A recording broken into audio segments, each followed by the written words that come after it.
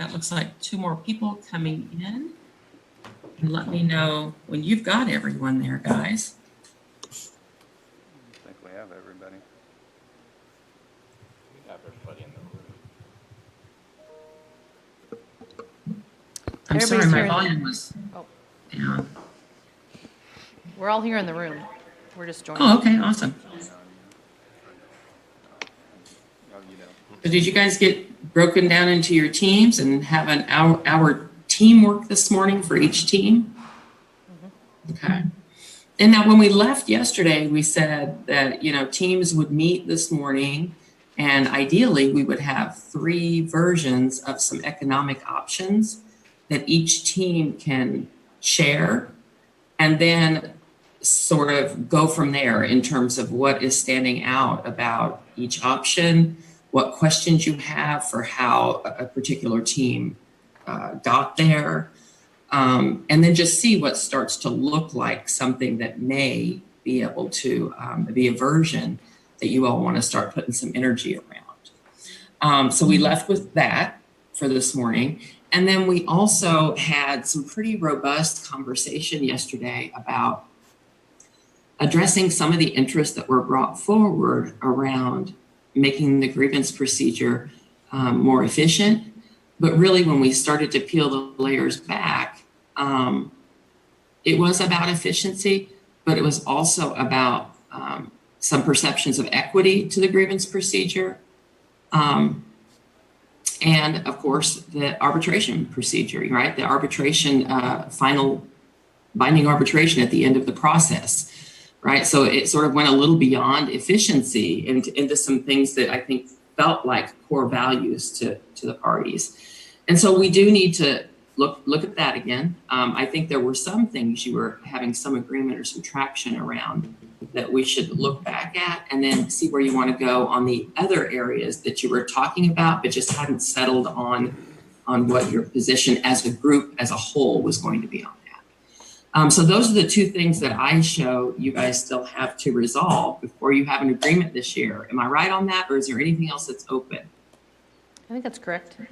Our team discussed this morning doing a collective commitment on the parent, logging the parent contact hours just to memorialize that work. And so I've got one. Am I echoing? Not anymore. On mute? Okay. I've started one. Okay, everybody make sure. It's not just muting, but it's turning your volume off on your computer, I think. Yeah. Okay. So I wrote a collective commitment. Everybody Not me anymore. I don't even connect to this. Oh, whoever just spoke just did have a big echo. Somebody's not. So nobody's on audio on there.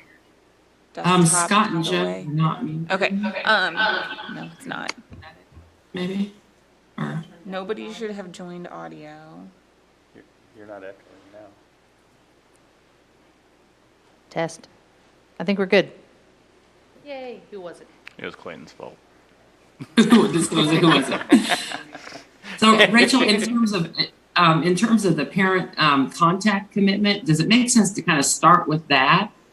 If you've put something together, share that and we sort of tuck that away. And then you guys let me know if you think you want to jump into economics and then grievance or vice versa. So whatever, I don't think there's a best way to do those 2 things today, just whatever. So one thing not to like jump into our plan or anything, but we talked about doing like a summary, like cover sheet that we jointly draft that goes with the red line contract to professional employees that is like, here's all the work that we did, which I think that you guys have probably always summarized, but it could be something that we like jointly draft and is not just to be the audience of the professional employees, but also the board. So like something that at the outset, one of the things we talked about is that maybe it's important this year to have a recognition that goes both ways toward our employees and toward our board. Because I think the board felt like they've done some things this year that did not get recognition, like forgiving 6 contract days, voluntarily extending EPSL and some other things that I think would go a long way if it was recognized for them. But then vice versa, I think we've heard multiple times that our teachers would like recognition for this year and for just, answering the call, basically. I can't think of a better way to put it. So maybe like a dual recognition comment at the top that we draft together, and then a bullet point collective commitments, and then a bullet point of the TAs, and even attaching the collective commitments on the back. The TAs, I don't know, are as important because they would be shown in the red line version of the contract. And then when we started talking about that, we recognized that we didn't have any like work product on the parent contact issue. And so I put one in there that just says, hey, this is the language, and Abby sent it to me for the administrative operating handbook. And I don't know, Scott, if you look at that, if that's the correct language that's going to go in there. Where's it at? It's in our 21-22 folder in the. Rachel, do you want to share? Okay, let me see if I can. Or is it a version that can be shared? Yeah. Quit. Okay. Do you want to screen share things? Or anyone that's got it up. Thank you. So if everyone wants to read through that, and like I said, Abby did the work to draft that and had that ready to go this morning when we started talking about it. And Lindsay mentioned, like, it's just, again, helpful as like a shortcut for anyone who has a question at their building, whether it's from a teacher or from an administrator.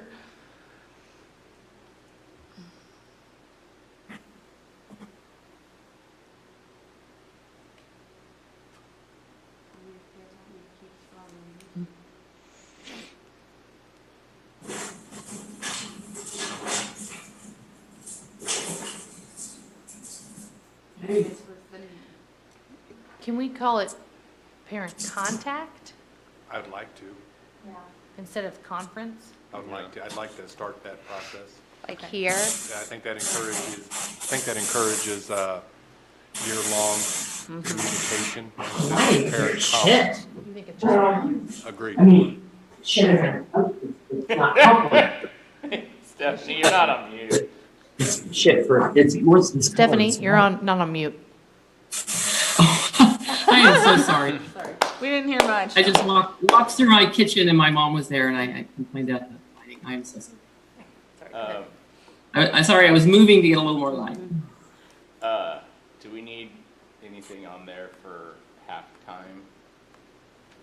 Oh, halftime employees. Yeah, I think that would be good, just to say that the hour, if you're part-time, it should be the equivalent of your, what do you call it, FTE? Thank you. do you think just right under this, right here? Yeah, just do a star, maybe asterisk. Okay. For part-time employees. The required minutes logged should correspond to their FTE. Okay.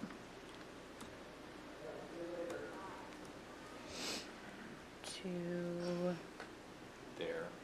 Their contracted, is it FTE if they're, it's full-time equivalency, but I guess that's what makes it, yeah, okay.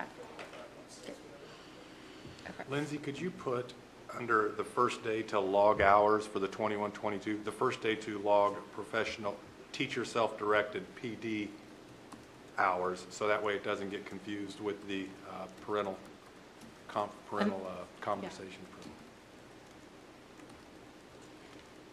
We want to use the same word. Do you guys call it teacher self-directed? teacher-directed, self-directed PD days, and then here it's teacher-directed professional learning.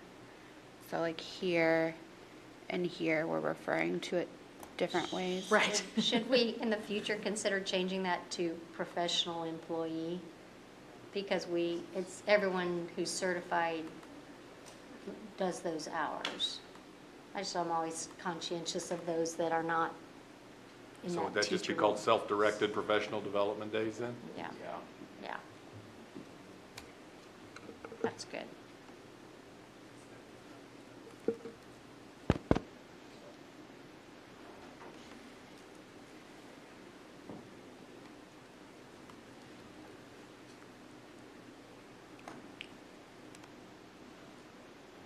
Are all the corrections right in your void? So I'm looking up on this big screen. Her computer monitor is not happy with her.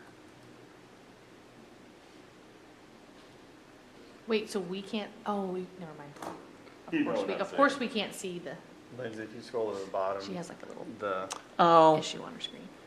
change the font on the last thing to Times New, that one, It gets worse pretty quickly sometimes. Times 12, Times New Roman 12. Yeah, I like Times New Roman font too. Well, all the rest of it is, so. I purposely did a different font Make Oh, it okay. 12. to differentiate. I like inset it and did it Times New Roman, but if that looks crappy, then just, I'm totally fine with making it all the same font. I'm sorry.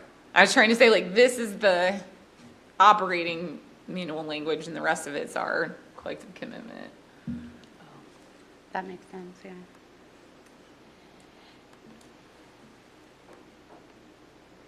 Okay. Scott, do you know, our administrator, it'd be great if administrators, I know this is in their handbook, but it'd be nice if it would be, the minutes would be in the faculty handbooks online that each school has, so that people can reference that, The building ones. the building ones. Yeah, we actually have like a website. Yeah, That's we what do. we, Oh, yeah, great, Yeah, that's yeah. what I'm saying, yeah, so if it would be placed Our there. handbook is digital now, Yeah. unlike the handbook I have from 1968. I'd like to see that. It's crazy.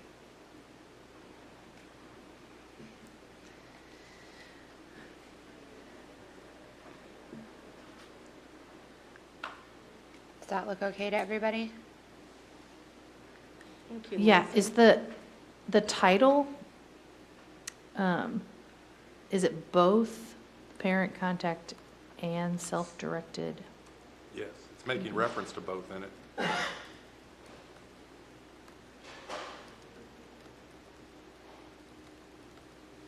Perfect.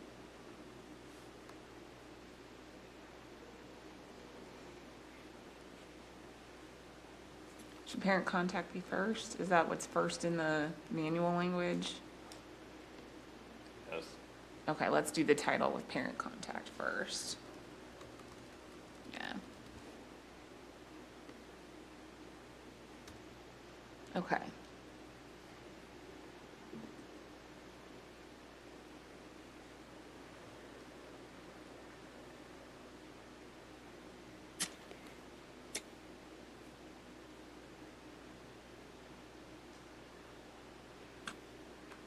Should it say take place out of, does your need to be there? Because it's not the administrator's contract hours, it's the teachers. I think you take out the word your, since the audience is administrators. Folks, since this is going to be in the administrative operating handbook, but it's for the 2021-22 school year, and it meaning that it's just a one school year thing at this point as far as the document goes, will this be dropped into your Google Docs, or someone, an IBB person like Lindsay or Rachel, you're having your notes so that you know next school year it's something that sort of naturally sunsets, or does it? And I know it's not in the agreement, it's in the handbook, but something to make sure you keep your eye on it. Well, I think this has to be a living, because it's gonna change every year Okay. anyways. Okay, gotcha. It would be something that whoever's in charge of updating that manual every year would have to change the dates in. But typically the manual, I mean, they don't start from scratch. The manual stays the same from year to year. So I- this should remain in there, but certainly if, you know, it could be potentially a continuing discussion topic for the IBB team if something, you know, changed. And since we have that shared folder, we will always have a shared, saved location of all of our collective commitments and TAs that we would all be able, have the same access to go back to. So each year as you do your agenda on sort of what are the things that may be expiring, what's cleanup, what's temporary, you've sort of got a folder that you can look to build the agenda for those things. But I don't think this, we're saying that this practice would sunset after this year is over. It's just within this document, the dates would change. Correct. Okay.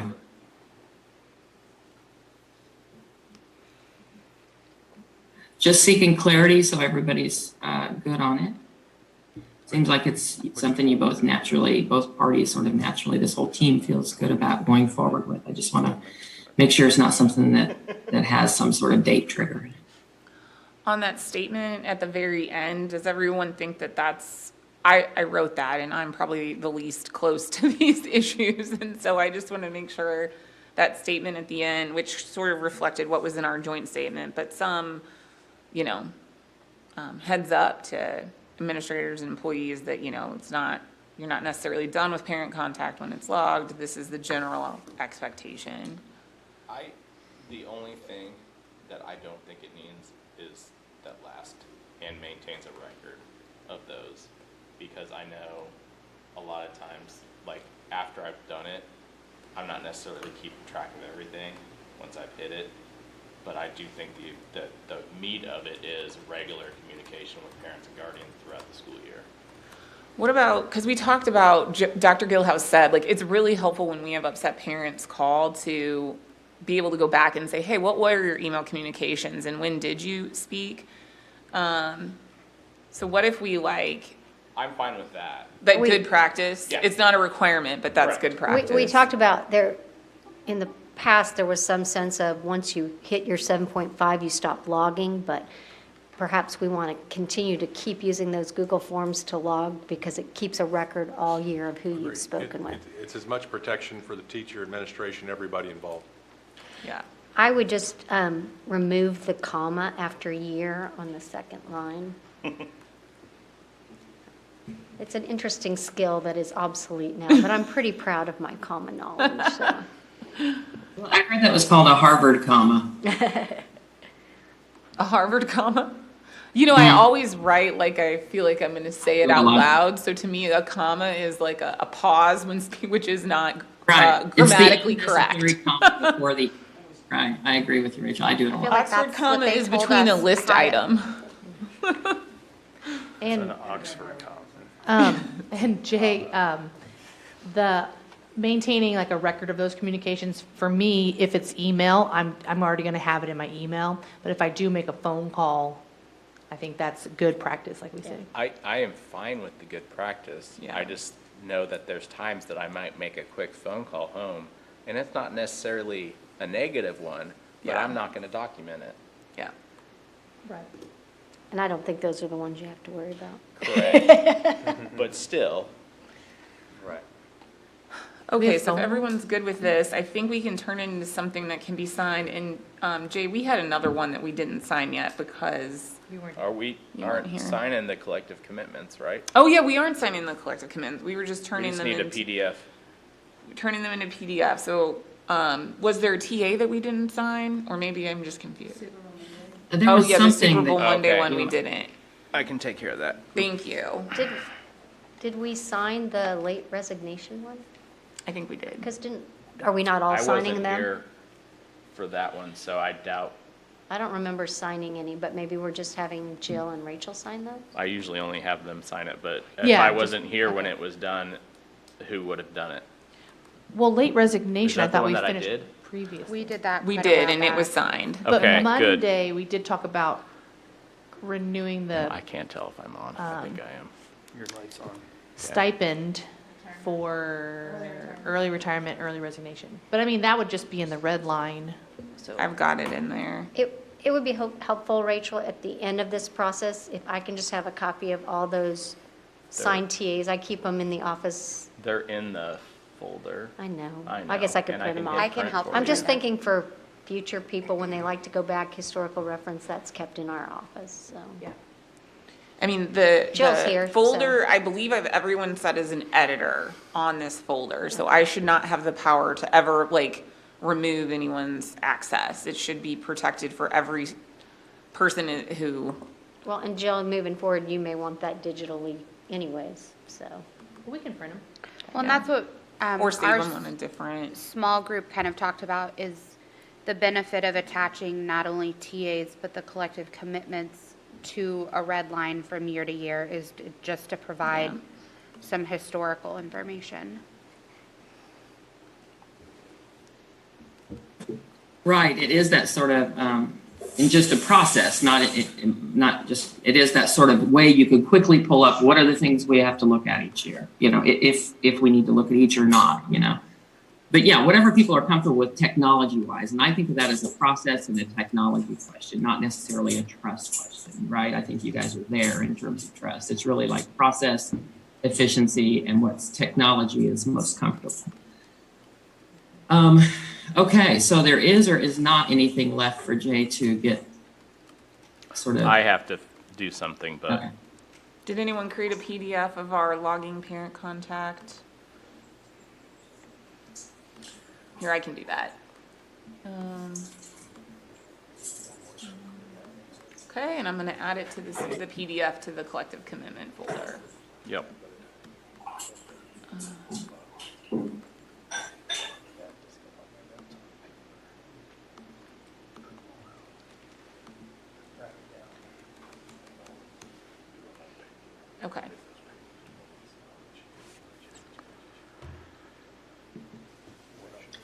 Okay. Okay. In terms of economics, grievance procedure, you guys are sort of getting down to the wire here on getting it done. Is there a preference from the group in terms of what you want to go back to first? Are folks wanting to jump in there, present on economics? I'd like If we to do get that. tied up into economics, then do we feel like we're going to be kind of? My only concern is that we've have always to do done economics last. And so Yeah, I mean, we still have work to do on the grievance procedure, and we've always done economics last. So I don't have a preference other than that we leave adequate time for the grievance procedure, and that there's not like a mindset that we're done if we get to a Right. TA on economics. Right. But And I other can than see that, I that. don't have a preference. Is everyone good with, I was kind of thinking the same, Rachel, generally we do economics at the end everywhere, right? Because once you're done with that, you're like, "Phew, we're done." And then you'd feel like you were backing up or sort of being pulled back into the process that you're really trying to wrap up. So then I would say I'd recommend, let's go ahead and tackle grievance procedure. There was still conversation going on. I think Lindsay was the note taker on that if we need notes. But before we sort of screen share, while we're just all sort of present here, when you broke off yesterday or in the process of sort of driving home yesterday, even last night or this morning, or any conversation you guys have had amongst yourselves informally this morning, any sort of light bulb moments, any sort of shift in perspective on it, or even more or less emotion around it, where are you all at on this? If anyone wants to kind of just lean forward and just share how you're feeling about this one. I would like to look back just at the issue statement again.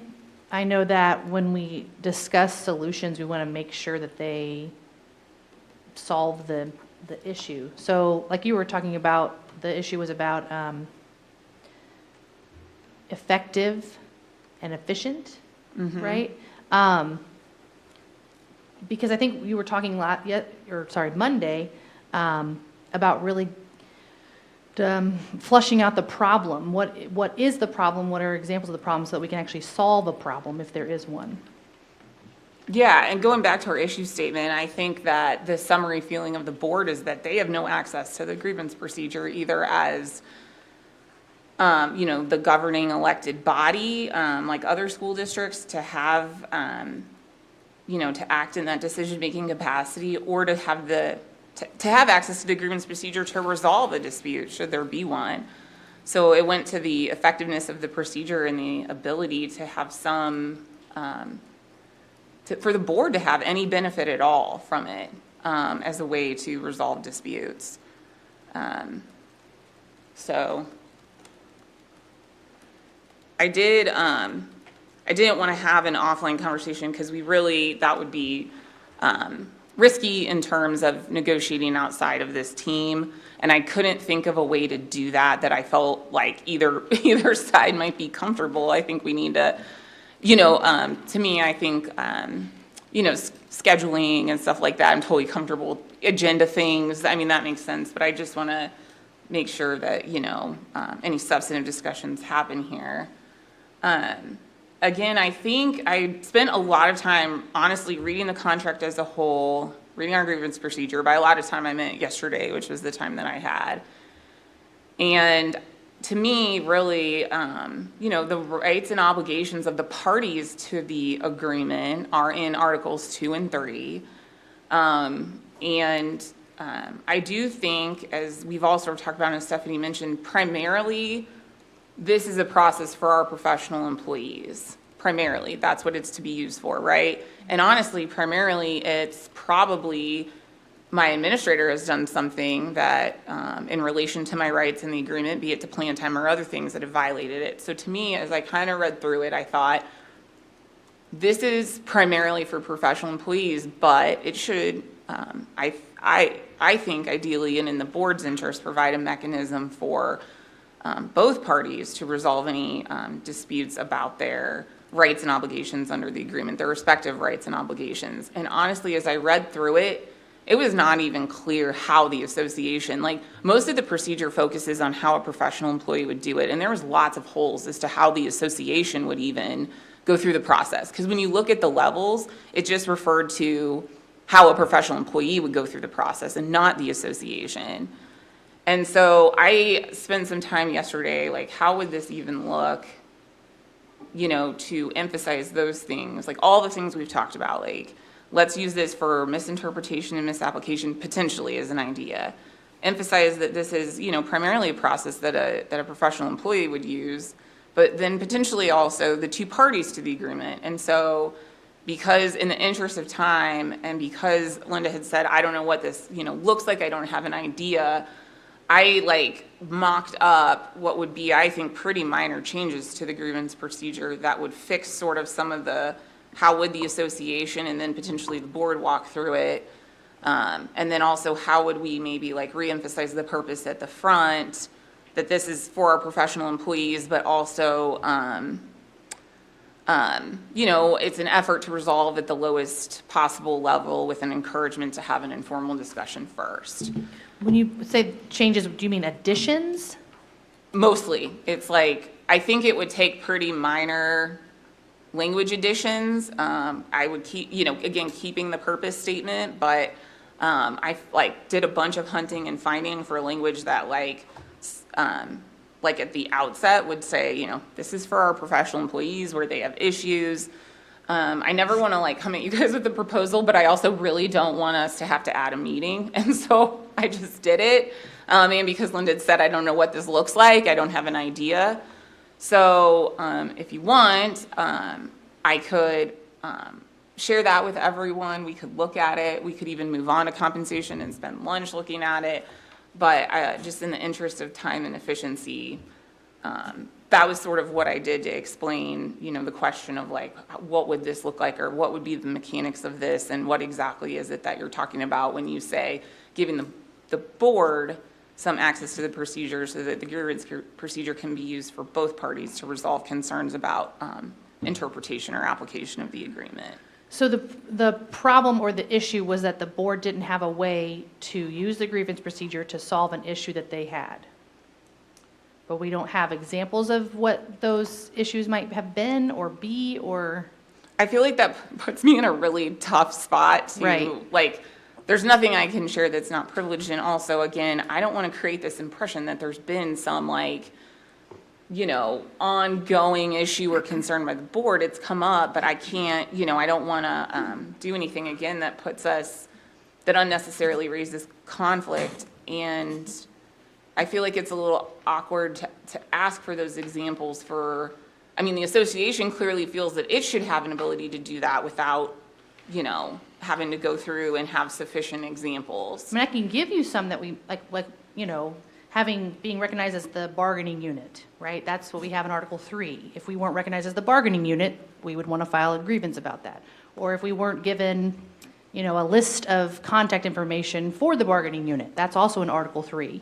We would want to file a grievance about that. Those are some examples of what's in Article 3 that we would want to make sure was followed. And in general terms, yeah, please go ahead. I was just say, I spent some time on Google, looking up just examples of boards of education filing.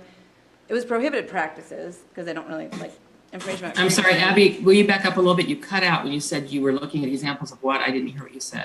Where other boards of education have filed prohibited practices against teacher unions. It wasn't specifically related to NEA, and it certainly wasn't necessarily in Kansas. So I found a couple of And examples. it was prohibitive practices under state statute? Yeah. Okay. So I don't know if these would be helpful, and I certainly don't want any listeners or anyone to make an assumption that this is what the board's referring to, but just for my own knowledge, I did go and research some, so I'd be happy to share the examples I found. It's a note, if that would be helpful to anyone. And it would go to your same comment, Jill. It's those things that are the rights and obligations, which of course are two-way, right? Those go back and forth, and Article 2 sets forth all the management rights that a Board of Education has. And so it may make sense, and I kept the link. I tried when I did this, what would be the most minor thing that we could do to this? And right now, it doesn't limit grievances to to any specific articles for the association. We could say Articles 2 and 3 spell out our respective rights as parties. And so I think, without going into specifics, those are the Articles 2 and 3 set forth management rights and the obligations and rights and duties of both parties in terms of their relationship with each other. I mean, it doesn't say Article 3, but it does say that it's limited to where our rights are Right. listed, which is Well, Article Rachel, 3? can I ask you, What? I was going to sort of ask you yesterday. I feel like people are being very frank and in terms of let's approach it with curiosity. Right. I am curious to know. And Abby, I appreciate that you approached it with curiosity, right? She went out and said, okay, well, I want to learn more about this if I can weigh in here, right? So, I mean, out of curiosity, I'm going to ask Rachel, does the board assume they can't use the grievance procedure because they never have in matter of application and exercising it, or because it specifically excludes them from it in your agreement? It does not define a grievance to include the ability of both parties. It just gives the association the ability. So they could not, I mean, I suppose they could try, but the association would have no obligation to respond. And then they certainly wouldn't have access to an arbitrator to interpret the agreement in the same way the association does. I wanted clarification, Rachel, from what you said at the beginning. So I think you mentioned that the board has some interest in having some access to the grievance procedure, but did you also say that some of your suggested edits would give the association additional access to the grievance procedure, not specifically an employee, but the association could access the grievance procedure as well? Or were you saying that both the board and the association can only access it through Articles 2 and 3? I would be open to discussion on whether, because right now the language is a grievance by the association is a claim that its rights provided under this agreement have been violated. And I would be open to either keeping that because we know what that means. We know that that's looking at the rights spelled out in the agreement, or to just specify in Articles 2, Articles 3. But I do think, again, I've read so many different grievance procedures and really thought about like what their purpose is. And I thought it was important to provide a statement that, primarily this is for professional employees, and to emphasize like that at the outset and to make them the primary grievance in the process. But then if we're going to have an ability for the association to access the grievance procedure, to just use the term parties so that both sides can access the grievance procedure. So can you spell out when a member files a grievance, we start with the principal. Yeah. If there's not resolution there, we go to the superintendent or the superintendent's designee, and then we go to a neutral third-party arbitrator. So the board has a grievance against the association. There is no principal. Right. And then then the superintendent is going to deal with the issue between the principal and the association? School board. The school board is going to, No, sorry. You said the issue between the principal and the association? I'm sorry. The superintendent. So the the school superintendent board would be files the- a grievance. There is no first step. So the second step, the way our grievance policy is written, I'm trying to Yeah. frame this as what does this look like in your mind? So then we go to the board of education's designated employee to resolve the issue, which really in practice is what we do Linda, right now. So, Linda, are you I guess I saying need to who's see deciding- what do you see the steps of that grievance process looking like, besides just Linda, informal are you conversation? asking who's the deciding authority at each step for the association? Because the principal and the superintendent are the deciding authority at each step for the For the District. employee. Yeah, so that was really Is interesting that when I what- looked wanna know at if it. I want to clarify Linda's question. Is that what you're asking? Yeah, I want to know, how is it, if we're ultimately going to get back to the superintendent, that is what we do now. If the board has a concern now, there are conversations in my years that I've had with the superintendent, and we resolve it. And so, I don't think anything's risen to a grievance level, but if there's issues that are of concern to the board, then I'm not, like I say, my role has not been in a position to work directly with the Board of Education. Are they seeing that when you talk about discussing a problem, are we actually going to get to the two parties then that have a problem? Because otherwise, I think I don't understand, and I don't want this to sound, I don't want to Yeah. sound antagonistic, but I'm just trying to understand why we're putting, unless you're trying to memorialize that we do this. But I have met regularly with Dr. Henson, Dr. Southwick, Dr. Fulton. I've started meeting with Dr. Hubbard, and the main reason why I am meeting in that position is so that we are having constant open dialogue. And we've really been mindful of this, quite frankly. We were working highly functioning before 2019-20, but we are really working on real open communication, honest communication. You can agree to disagree, but, you move on. And so I just want to see, I don't see, unless the board actually wants to meet with us, how there gets to be resolution between the board and the person in my position, the president of our association, unless you are ultimately going to an arbitrator, Right. which is what we're all trying to avoid all along. Absolutely, right. So the board can't act individually. That's how the communications always happen. Individuals cannot meet. That's just the mechanics of how a board has to operate. But in terms of our grievance procedure, again, I thought it was really, when I went through it, I thought, well, this is kind of flawed because there's no spelled out steps for the association even to walk through this and how that would work. So level one is a conference, and absolutely, as you said, is between a professional employee and their immediate supervisor. I think what we would do, because I listened a lot about how you said it's worked, is just memorialize that conference step right there at level one of what's already been happening. Level two is an internal appeal, right? So then you appeal to the next higher administrator, the superintendent, if you're an employee. I think we potentially just don't have anything there, right? Because I don't know, you said, I'm the last stop for NEASM. There's no, like I had suggested, like KNEA or something, and I understood from you that that is not how we're set up. That's not how we work.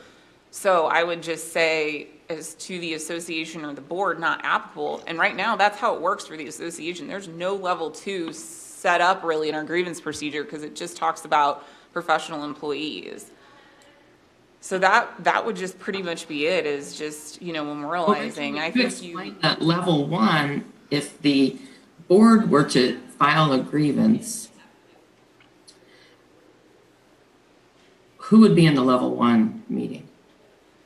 I would allow the association to choose who is there. So I would With write who- it as appropriate representatives. I think depending on the issue, you choose the appropriate representative. And and you representing the board? No, I mean, I again, if No, that I'm step not- is a I'm not being- conference, I'm it's the just saying, lowest. I think the folks that, it sounds like you guys resolve so many things informally. You're not really in formal grievance meetings a lot. Am I right about that? You guys Yes, don't have most things weekly do not go grievance? to arbitration. Most things don't go to a grievance. Yeah, most I things don't mean, even go to really, agreement. I mean, nothing has come to a grievance. We, like I say, I can't think of when as an association, we just don't operate that way. We have a good relationship. At least we think we do. But what I'm trying to say is I get what you're saying, but we are doing this already. And so if the conflict is really between the board and the association, we never get to talk to the board about that. So, and But could it be handled at that level before it gets to the board? So if there was a grievance filed by the board, then the board designee other than the superintendent, it could be Rachel, it could be myself, it could be Dr. Schumacher, it could even be a principal, depending upon what that is. And again, without knowing what it looks like, it's hard to get down to specifics, but you could certainly put that level in before it actually got to the board to try to resolve it like it does in the opposite direction. I think we could put that step in. I think we're involving a whole lot of people in what right now is a really streamlined process between the superintendent and the head of the association. And we could limit I it have to a that. question, I'm though. fine. I didn't want to pick individuals. I mean, again, you have to understand the mechanics of a board. It's a 7-headed body that cannot act individually. That's the issue with it. And just like a professional employee has the right to choose who represents them in a grievance, the association should and the board should. without going into specifics, I have had one meeting in the last 2 years with the president of the board, the superintendent, Kevin, and me. Anna, I think two things. One, it goes to who has the power. And then secondly, I can't remember if anybody has said in the state of Kansas where a board has the ability to file a grievance against the union in another school district.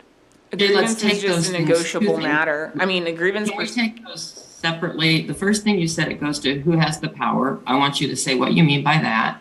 Secondly, then Rachel, please let him know or anyone here, let Jay and anyone on the committee know, is there a place, where it happens? And then I also don't want to just dismiss Abby. I don't want to head us down the prohibitive practice, review. But I do want to know, like when we're talking about more effective and efficient, we're struggling here because I think people are still trying to find where it's not. And so that's why I would like to sort of maybe screen share on interest and see sort of the new procedure that you are describing or the changed procedure. It may not be as huge or as big as we're thinking. We haven't really looked at what Rachel put together. And Rachel, I mean, I hear you didn't want to come a proposal, and I don't want anybody to take it as a proposal. Truth is, yesterday when we stopped, we were sharing the article and you were looking, the whole group is looking at, can you put that purpose or the culture or the spirit you want to instill up top? So I think we were already sort of opening and shifting a little bit around. So I do want to eventually get to what Rachel worked on. And it doesn't mean it's a proposal, right? Because in traditional bargaining, when unions are not interested in something, they don't even want to see the proposal because it signals interest. We're not in traditional bargaining. So just looking at what Rachel drafted is not signaling interest. You guys are working as one team, not two. So I want to get to that too, Rachel. But Jay, what did you mean by it's about who has the power? Well, there's plenty of instances where the board can decide something away because they have the power to, they decided to forgive the days. They decided that, $600 stipend as part of that. Like, there's a lot of power that the board has that the employees don't. All limited and subject to the P&A, right? So the P&A is agreement, basically, for limitations of those rights in many, many different ways. And Jay, are you saying that because you're saying if the association had a grievance filed by the board, in old term language, it'd be like if the board filed a grievance on the association. I'm using very traditional combative language, right? If a grievance was filed on the association doesn't have the power to do anything. Is that what you're saying? Like you're not a decision maker around. And, Correct. And I think, is that what In you're a way. saying? Yeah. But, and then I think, Rachel, you're saying, but if the association does have duties and obligations under a joint contract, and you know, you haven't gone line by line to underline the association's duties and obligations, but the grievance procedure would be used for that, Rachel? Yes, and then again, potentially in the interest of resolving things at the lowest possible level and potentially using this as a like litigation method for resolving disputes, the board at least is interested in saying this is an alternative to filing a prohibited practice as well, where we would not have a, you know, public, potentially go to the DOL type thing. Okay, and then Rach, and then that leads us back to Abby and the conversation we were having about, like, you know, what are the repercussions, the hassle, the pros and cons of prohibitive practice being the board's only remedy? Is the board saying the grievance procedure as a lesser or less combative And remedy? more I don't know. private, frankly, But between the parties. Rachel, Jay's question about where else is the our boards able to file grievances? Did you want to share that? And I don't know if anybody else has information on that. It's not, I mean, it's not common for the board not to be the final, I had trouble finding anything in Kansas because the districts that I looked at all had the board as the final level of the grievance procedure. But when I looked for like, just outside of school districts, I mean, that's kind of like how you referenced stuff. I mean, they were all sample procedures that I found on the internet that had arbitration in their grievance procedure. It just referred to the parties having the right to do that. And so that's the kind of language that I was like thinking at and looking at. Okay. Okay. Does anyone want to talk about their experience with prohibitive practices? Its phrase has come up many times and it's sort of just sitting there. Like, you know, the prohibitive practices, you know, is it, the truth is when we talk about effective and efficient and the grievance procedure, could a grievance procedure that's more accessible or that is accessible to the board prevent prohibitive practices? And is that, does that meet an interest or not? For the board it is. Again, I think for the association it is completely up to them whether they would want that as an option. It's not something that hardly comes up, and if you search Kansas DOL decisions, 90% of them are practices filed by associations and 10% are filed by boards. So it's that same common breakdown where it's not something that comes up very commonly. But, you know, when you think about your average board member, and this is just me having worked with many different boards, you know, most of them come in because they really care about their school, they care about their teachers, and when they have a concern, they never want to jump to any sort of legal proceeding. They want to access a procedure that allows them like a low-level private way to work something out if there happens to be a conflict. I think they're really wary of doing something that makes them look, you know, like they're being overly aggressive or unreasonable, and so I know for our board, they would have an interest in having a way to do something that wouldn't have them resort to that. It's a different consideration for boards than it may be for an association. But certainly if the association was interested in having, like, we could, if we wanted to, go this route instead of a prohibitive practice, I think that would be, I see it as an optional thing for either party. To have a different way to go about things. Anyone who's not weighed in, who's thinking, there's lots of thinking going on here, feel free to weigh in. I would say if Rachel just expressed an interest that it's not on the interest list, let's look at the interest list maybe, and it is the board having access to a less public or combative way to address. I think it goes back to the general resolving disputes at the lowest possible level, in an efficient, costly way. Well, so I love what you just now said, right? Resolving things at the lowest level in the most low cost way. That is about, I think, effective and efficiency. So that's a legitimate interest, guys. You really can't argue with an interest as a team like that, right? However, remember what I said, if you have an interest, there's always more than one solution. We took on this IBB with a frame of the grievance procedure being the tool to meet the interest that were going to be stated. Then you all stated your interest, and they're sort of coming out, and we're still narrowly looking at the grievance procedure as the tool to accomplish the interest.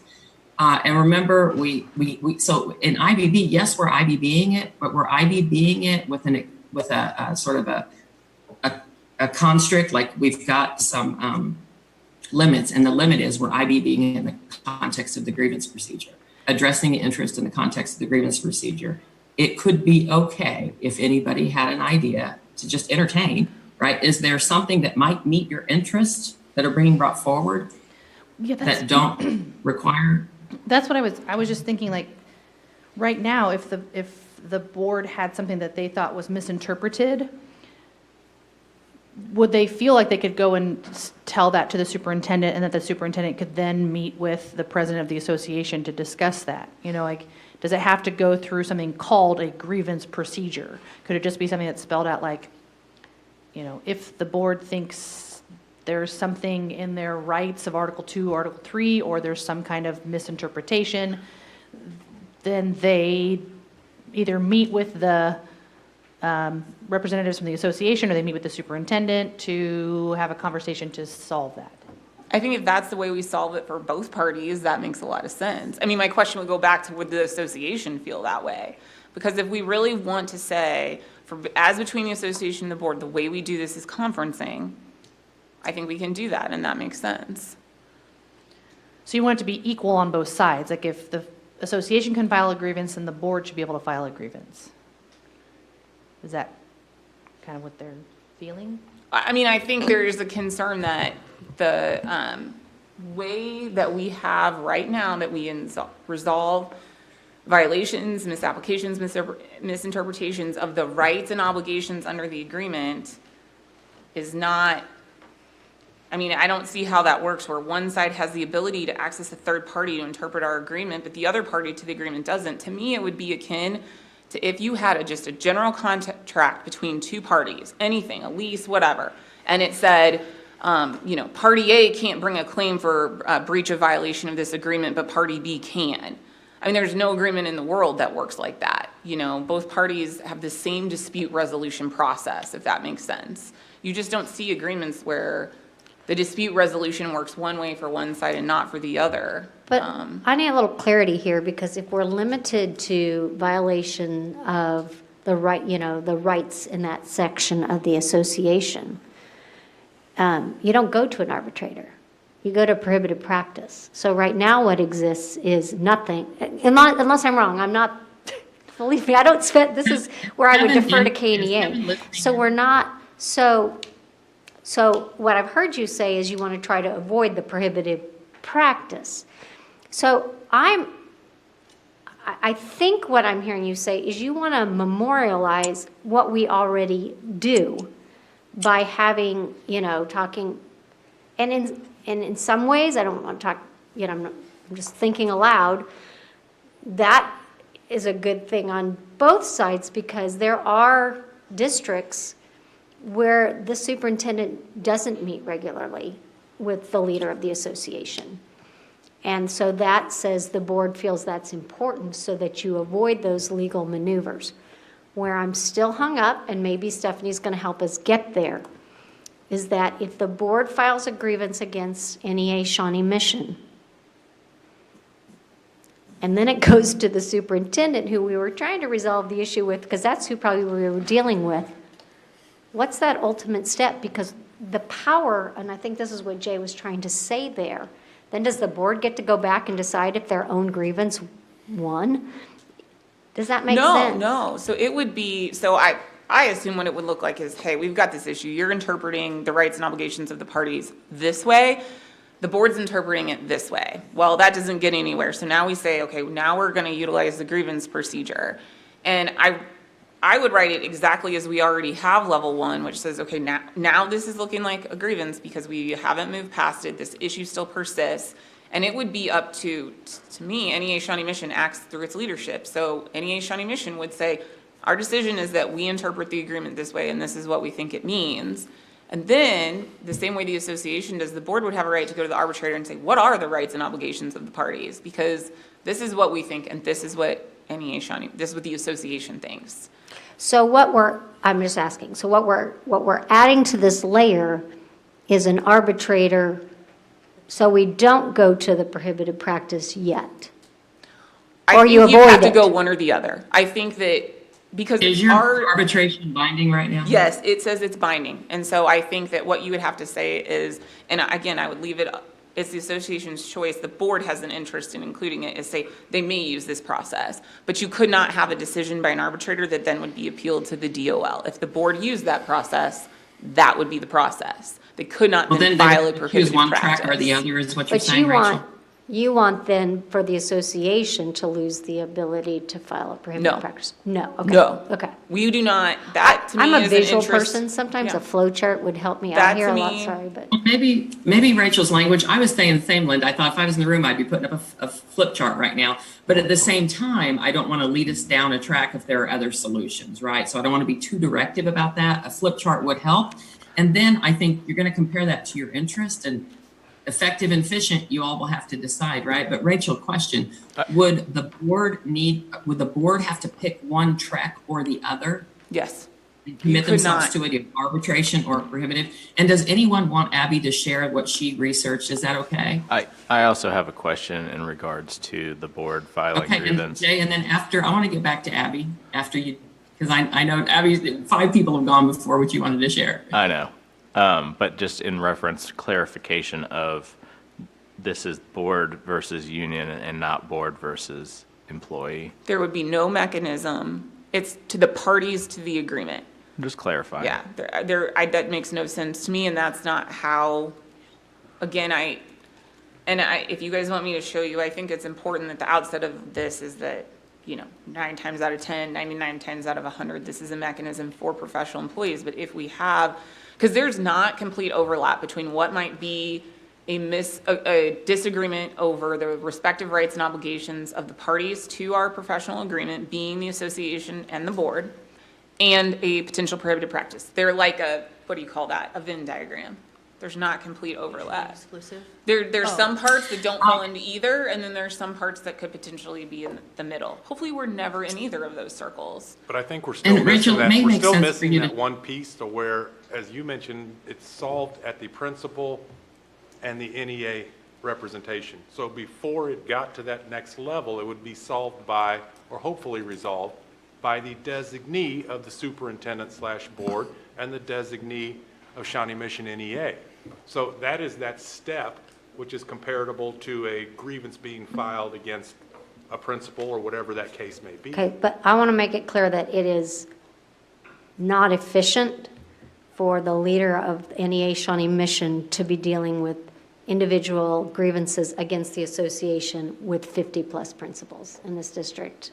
A principal could not file Okay, a because Joe was grievance. kind of going that route. I'm Almost thinking, condense. No, I'm going he's down- talking I'm about talking a about the prof- flip side route, okay? With the accessibility from the board to be able to file a grievance, you were looking for that initial step as it is on the other side. So I was Okay. saying that initial step would be a designee from the superintendent/board of education and a representative from Shawnee Mission NEA to try to resolve if there was a grievance filed.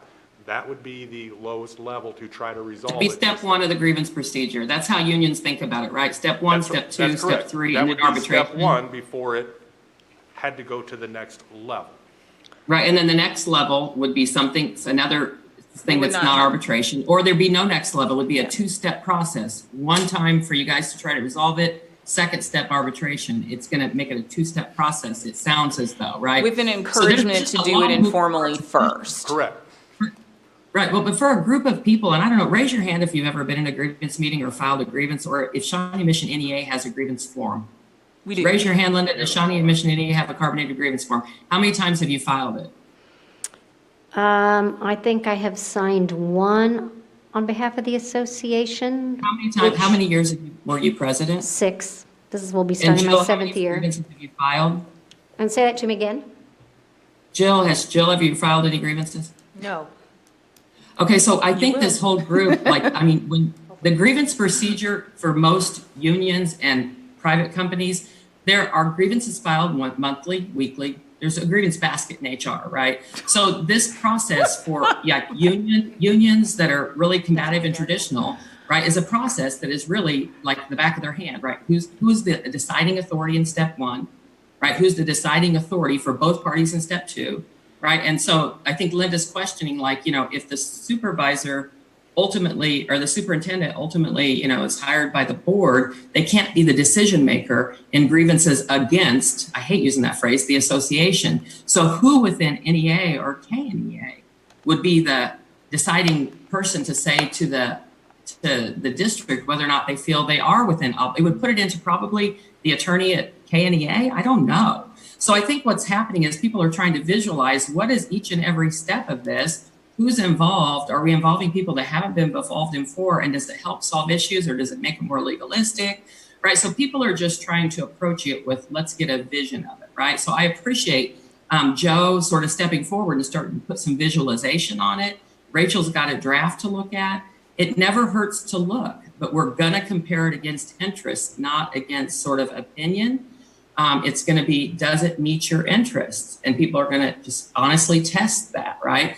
Abby, does anybody mind? I'm curious to hear, what is a traditional prohibited practice, unless you all already know, or Again, if it's a this bit is of a hot button. not on behalf of our NEA-Shawnee mission, just to emphasize Yes, that. okay, I got that. So she just found random, blank out the names. You don't have to share the organizations. Well, I didn't even write any names down just to Okay, thank you avoid then. any confusion. And quite a few of them that I found were related to the negotiating in good faith, which I think is not part of a contract, but it's related to.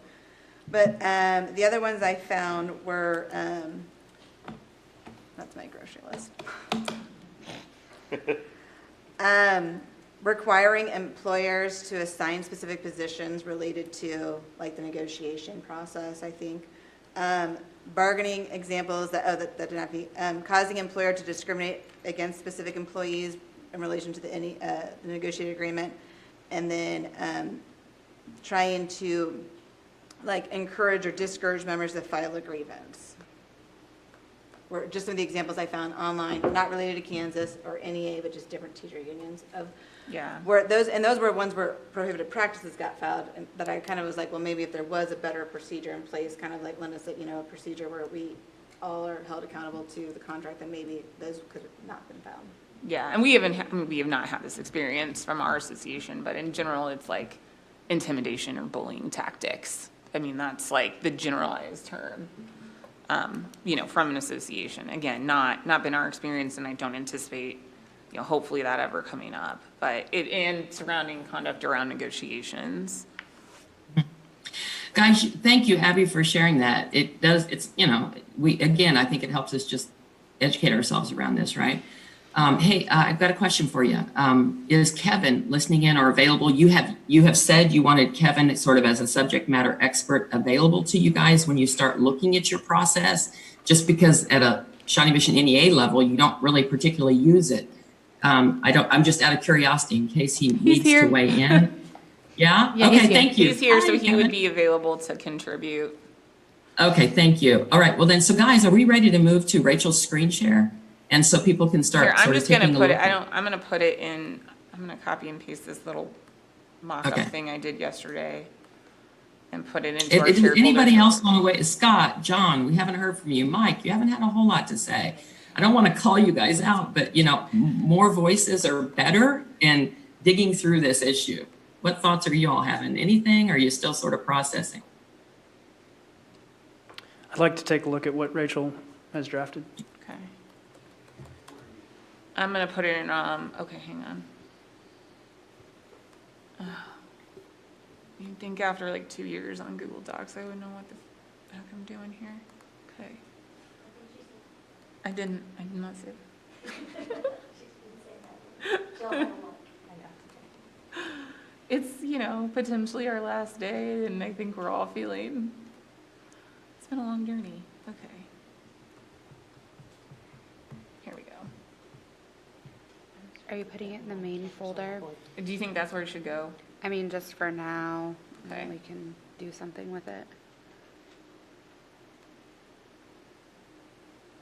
Move here. Move. Okay. It should Lindsay, say by the way, draft, updated, something like that. Just drop it in the Which folder? The 21-22. Oh, I see it. So, okay, so here's, because Redline is not great on Google Docs, I'll just walk you through what my notations show so that when you look at it, you know what you're looking at. Now I've got to open it. So if it is highlighted, it is like that first highlighted sentence is something totally new that I drafted. Then the language that appears there is verbatim from what we already had in our grievance procedure that's not highlighted. I did strike throughs for anything that I'm suggesting removing. And then, yeah, so if it's a highlight, it represents a change. So that language is not as currently appears. Now it's all highlighted. It's me. Just give me a second. And so just to like give you like a high level, I personally really like moving the purpose language to the top and setting out that it's established to provide professional employees with an opportunity to raise concern. And then again, looking at a bunch of other agreements, I found kind of this language used a lot, which I like. It's an opportunity for both parties to raise matters of concern. And then that language I added language we keep going back to about, resolve informally at the earliest possible time and lowest level and encourage to use an informal conversation. I added one defined term of the word grievant because that word was used, but in most other Kansas P&A's grievance procedures, grievant was a defined term, and I thought it was helpful. And then, I just added basically what I think is pretty minimal language to make it both ways, but then also in the procedure, I set out, okay, level 1 is our conference, here's what a professional employee does, here's what the association or the board does. Level 2, here's what a professional employee does. That's an internal appeal, association or the board, not applicable. And then in level 3, I just changed the list of arbitrators to choose from, and I included what it's called in Kansas for the state options. For our state is the Academy of Mediators and Arbitrators who are recognized as arbitrators. So I have learned that some attorneys can mediate, which means recommendations, not final binding decisions. And some can write final binding decisions, so they have to be certified to do that. And then my understanding, Stephanie, is that for the FMCS, those are arbitrators, right? So they're not mediators and facilitators like myself. They're decision certified makers. arbitrators, yes. Which is what we would want, right, for this process. Again, with the goal of just as minimal possible. Rachel, I'm not looking at your document, and that's okay at this point, but can you tell me, Yeah, you all were having a conversation about trying to capture the sort of effort to go at lowest level and to resolve things together. I think you as a committee, when I say you, were trying to capture that and bring that more towards the top because it was sort of embedded down there in sort of before first step or something. Was there a shift in where you put that, or did I miss that? Yeah, so it started off with defined terms, and so I kept all of the language in the purpose because I thought it was good and reflected our conversation and interest on both sides. But I added a sentence at the outset that says, this grievance procedure is established to provide professional employees with an opportunity to raise matters of concern or dissatisfaction for informal and, where appropriate, formal consideration and resolution. And then kept this sentence that we had about the importance of free, easy, and effective communication between professional employees and administrators. And then, again, this language I just found in hours of researching grievance procedures with arbitration provisions. And it says this article also provides the two parties to this agreement with an opportunity to raise matters of concerns or dissatisfaction.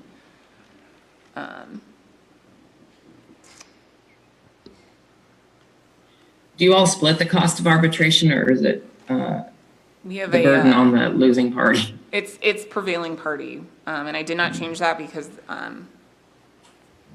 that's, to me, if a concern is keeping costs as low as possible, a prevailing party provision is a deterrent to going that route, right? So that if, that was just my thought, is not mess with anything we haven't specifically talked about. But I think that is the idea, is that you need to go in with the thought that you are going to prevail, or you will have to pay the cost of the arbitrator. Rachel, can you share the link with Joe? Who's not on the list? You're not? Should be. What? Here, I'm just gonna send it to you. Because I tried to share it. I want to give people a chance to look at this, ask questions. I do want to pull up our interest and see how this bears out in terms of effective, more efficient. No, we talked yesterday about, I know we have it in the general provisions for the informal communication. But I'm not seeing that in the procedures. So do we not want that as part of procedure level 1? Because looking at some of the other samples you gave us, that was the first step, was to have an informal conversation before you're actually filing a written grievance. So I think our discussion about that, and I personally like it as being like, you need to do this first, but we talked about keeping the process simple and as few steps as possible. And I think Linda commented that I think multiple people said, perhaps it should be an encouragement and not add further complexity to the process. So the way that I did it was, the last sentence under the very first, under grievance procedure, says parties are encouraged to have an informal conversation in an effort to resolve issues prior to filing a grievance. So we could do it that way, or we could look at I think if we added a different level 1, it could be pretty simple that says, have an informal conference first. But we did have a lot of conversation about how there may be individuals who, for whatever reason, their specific facts, that's not a doable option for them, or it intimidates them away from the grievance procedure. So I was trying to be mindful of that conversation and not put it as a step in there. Yeah, I remember us talking about that. And like we said, we always encourage the member to use a building rep or themselves to try to resolve it at the building level anyway first. Correct. So, but I like not having that as a required step. But is there a reference to encouraging, or I think so, that's what is you're there any saying, right? reference Yeah. to ability? Yeah. I want to ask questions about timeline. So guys, now when you think about effective and efficient, what questions do you have? I'm curious to know, when a prohibitive practice charge is filed, what's the timeline for a decision versus arbitration? Whenever the DOL gets to it. But like, do you know, is there an average? They're not subject to any specific deadline to get a decision turned around. Yeah, neither An are arbitrators. arbitrator Arbitrators tell you their deadline. Yeah. Well, I think part of the problem also in the arbitrator is not having deadlines to get stuff to the arbitrator.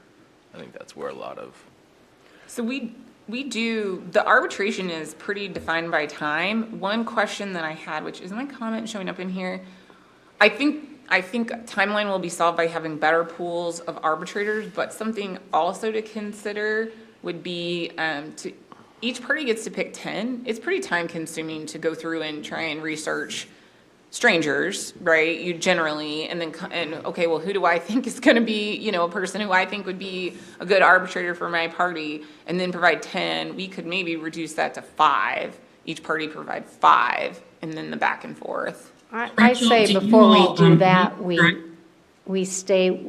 let's see if changing or Okay. by expanding our list, let's see what that does before we limit that. I'm sorry, I got to go back to, I feel like I sound stupid today, but, so looking at the level 1 under the association or the board's part. So the board files a grievance. And then the parties have representative individuals to confer to resolve the grievance. And then the responding party, which would be NEA-Shawnee Mission, will submit a decision. So let's say it's something as simple as we committed a prohibited practice and it really was not intentional. Yes. So our response would be, well, we messed up in this situation, we own it. So I would hope that if you conference on something like that, as an example, that, and this happens a lot, like I think about grievances filed by professional employees, in that form, you have to put your requested relief. So I want back pay and I want an acknowledgement that this won't happen again. What's your plan to make sure that my plan time is honored? So, I mean, hopefully a person is reasonable and not obtuse in what they're asking for. So maybe it's just like, hey, can we have a private, just between you and us letter that you've had, that will not happen again, right? Or that, going forward, this is what will happen instead of that. Okay. I That would hope would we be- would write in language that, because, our things change, people change, and so, Right. I mean, the parties involved, Yes. but not getting into weird things, so. Yes, okay. the parties, Yeah. yes, not individuals. I think Linda makes a really good point there, and Rachel, that what you do will outlive you, meaning Linda and the superintendent meet and communicate frequently. The people in this room are trying to be collaborative and think about relationship. So that's just one thing to think about. I don't have any answers on it. Just keep it in mind. Does this help or hurt? And then the other thing I want to say is I'm not sure if your interest included anything about relationship. And it should. But tread in a way that, right, that the benefit of this doesn't outweigh any harm. And I think the fact that you're using this process is okay. It's a safe place to do this. But just remember, the parties will be different names in 10 years or whenever. So, Linda, go ahead. I'm sorry. Oh, no, that's, I think our form is really detailed. I think that because I also looked at the procedure and I'm like, gosh, if I'm just an individual, there's a lot required here. And then I compared that to our form and I'm like, well, our form tells you exactly what you need to do. And I have seen in the very few grievances I've seen very appropriate relief that makes sense given the scope of the problem. And I think if you're asking, if we're in a situation where either the association or the board, I think that part would be very important to reaching a resolution at level 1. How reasonable is the relief requested? And then maybe, well, we can't do, the association or the board can't agree to do X. However, we think an appropriate way to resolve this is this. That's how I think our response is. Or maybe that's a negotiation topic for this year. Or maybe, there's all sorts of things. That's interesting. I was going to say, what's the connection back to this group, right? And will pending arbitrations, grievances, help take some things off your plate, right, to not impact your relationship, or will they loom and be impacting this process? I don't know the answer to that. Rachel, on selecting arbitrators, do you guys strike, or do you guys come up with a list that standing list that's any arbitrator on the list is acceptable to the parties? There's still language in there that says they could, the parties could call each other and say, let's use this person, and then that would be okay. But right now, each side, and I'm not suggesting we mess with this at all. It was just one thing I thought. Each side sends the other side a list of 10. Linda's correct. I believe the problem that we had before is that the list was sparse and challenging to find people who had availability and or expertise or reasonable fees or something like that. It may be that with a more expansive list, that is less of an issue. But yes, and then it's 10 and take strike and exchange the list until you're down to the arbitrator? Yeah, which can happen in a couple days. That doesn't take, it's obviously you shave off some time if you have a shorter thing, but maybe that's.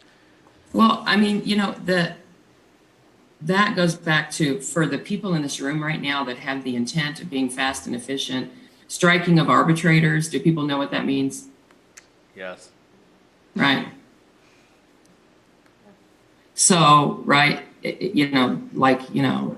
it can be used as a tool when people aren't getting along, right? I'm going to take 2 weeks to get the list back and strike one. They're going to strike one, 2 weeks to strike the other. So, right, just think about making this fast and efficient. That may be, Rachel said she's not touching that. Oh, that may be okay, but does it feed to the fast and efficient? Yeah, we could have it, well, let's see. Let me see what the timelines are for doing that. Oh, there are timelines on that. No, not timelines for, so after you give notice of arbitration, it contains, the notice lists 10 eligible arbitrators.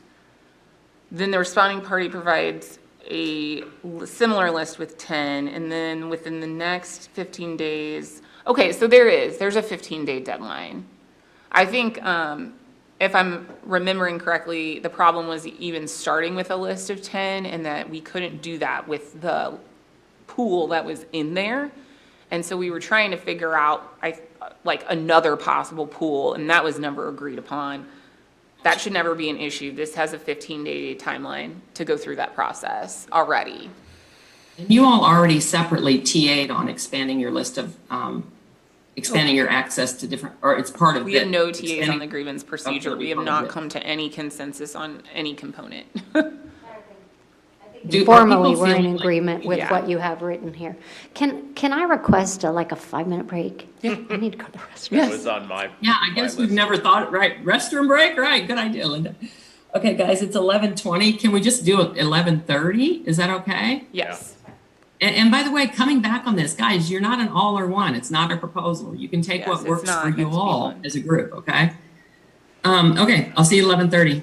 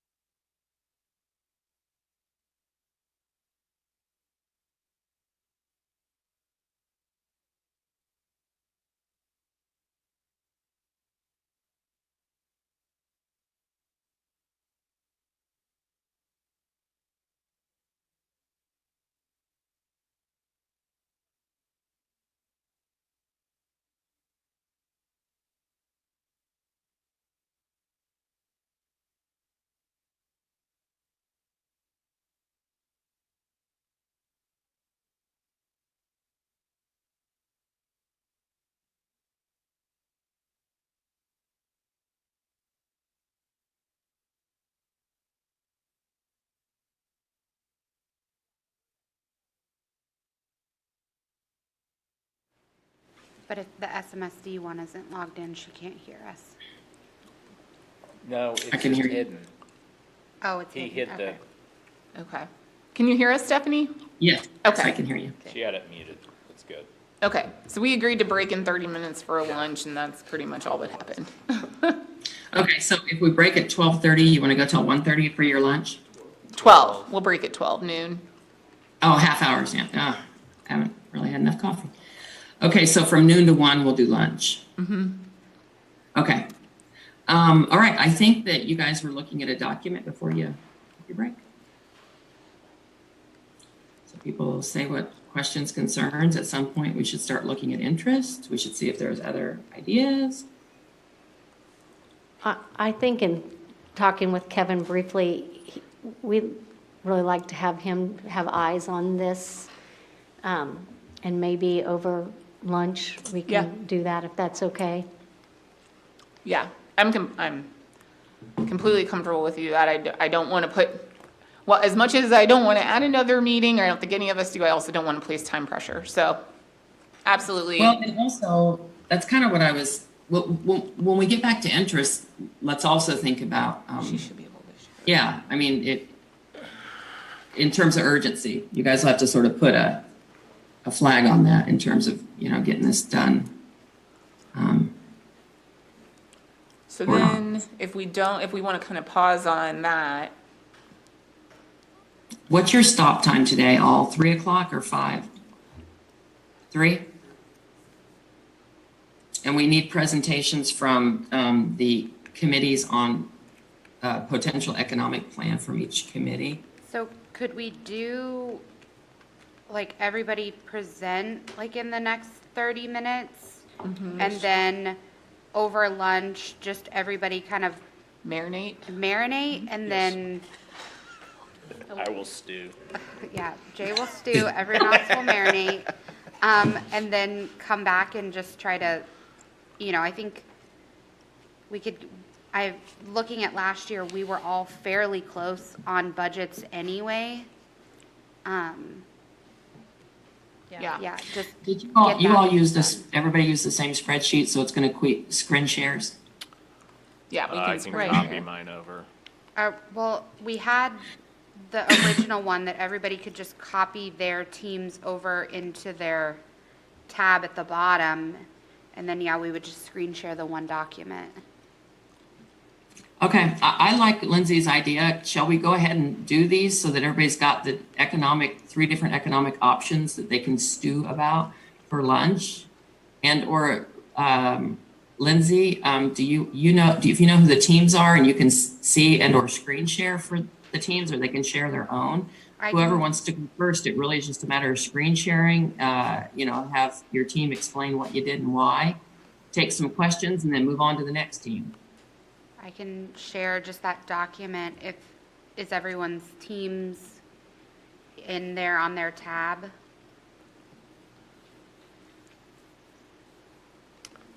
Whoops.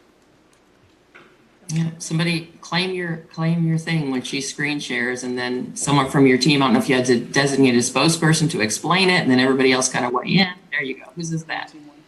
Did you guys do team names this year? Or did I forget to give that assignment? You're supposed to name your. We just went by, when you Team 1, listed 2, the and 3. teams, the first team you listed was team 1. Oh, how uncreative. I usually say you have to name your team. Okay, Lindsay, you're screen sharing. If you want to lead through shares as each team presents, I'm going to go on mute, and you guys sort of get your head around this better than I do, so I'm going to step back a little bit. Okay, so I just went to here's Team 1's tab. Oh. Or do you want it to be on this final one where we put each team's? We put it on both. Ours are on both. Okay. Okay. We'll just do it this way first, I guess. So Team 1. So that's us. Okay. Yes, we'll talk about this together. So, of course, we suggested step increase. We had some discussion around a couple different things. Maybe Jill can talk about that, but I'll maybe talk about the health insurance piece. I expressed the board's desire to try to fully fund the health insurance increase at the 4.4. They felt some interest in making sure that all employee groups were not harmed by anything that we did, and so they really had a desire to stay at the 4.4, but they would be comfortable in moving down to that 4.2, but that kind of would be their barrier of comfort.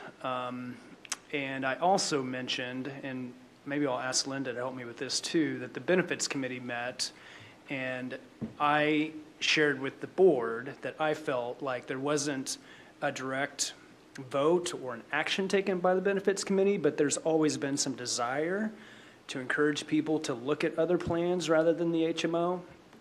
And perhaps going at 4.2 might do that, might give the benefits committee an opportunity to sell, or at least to inform all of our employees of the other options within our plan.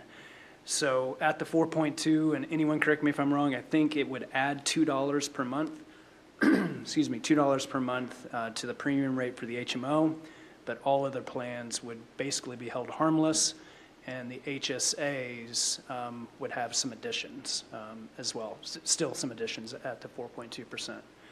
So having said all that, we landed at 4.2%, and I shared that I felt like we could go to 1.45, even though we're showing 43,800 over, that would still keep us within the 10% threshold that the board desires as well.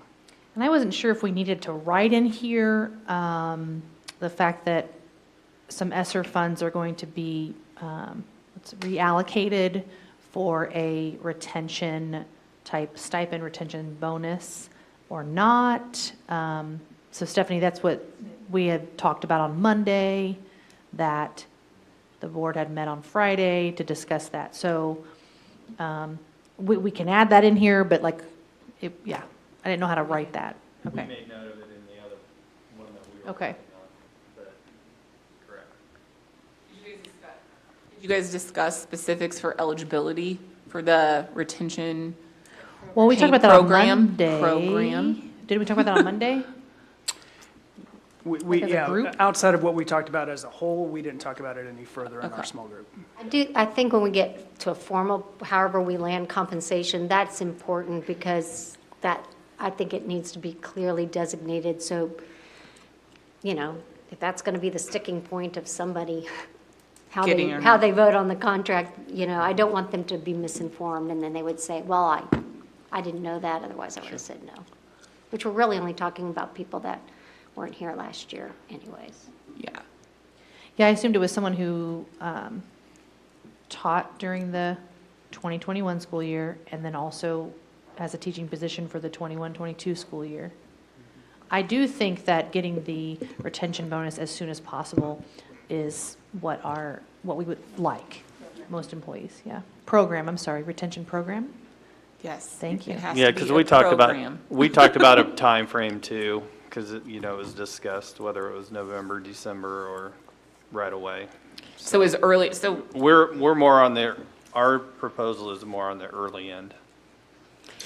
Linda, who all was in, not Linda, Jill, and Yes. whose voices did Jay and John sound alike? Who It was was with you? Scott that was just speaking, and then Mike and I. Okay, Jill, Scott, who was the third person for that? Mike? team? Me, Mike. Okay, thanks. And then, Mike, we don't need to know this right now, but you were going to come back to and talk about how that people who are on personal or health leave, we talked about parental leave, how they would be impacted by that. Yeah, I haven't done that research. Okay. Let me report after the break. I'm thinking that is more for when we have to prepare that Yeah, for the bargaining unit to see. yep. So, Hey, guys, what was I'm the last sorry. day of the semester, guys? I'm not in the room with you, and I just answered a phone call. I rarely do that. But when you guys started screen sharing, I had that it was team number 1, and I thought it was Mike, Joe, and Linda Nope, going through. Mike. No? It's Mike, Jill, and Scott.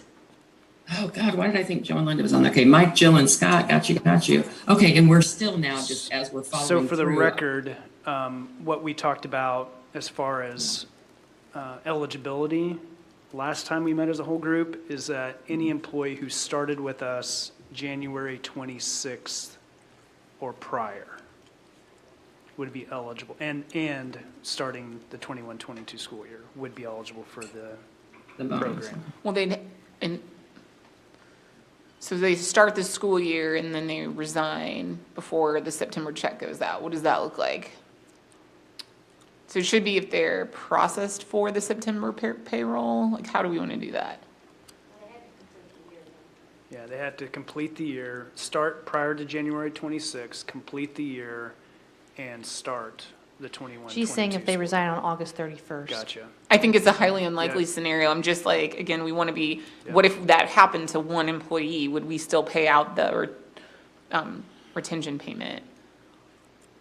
Yeah, I think we need to talk about that. I mean, you're talking about retention for a matter of weeks, but maybe that's something to marinate on over the break. Lindsay, I know you're screen Talk to sharing. Russ Are you about how also? you pull those. Oh, you're putting it. I guess I was thinking it's retention, right? So if they start, we retain them. Yeah. I mean, If- I tend if- to agree with that. If they quit before, they wouldn't be getting a September check. Right. So the question Russell asked me is, how am I pulling that data? It's the same people that are Getting September payroll. correct. And that got a step.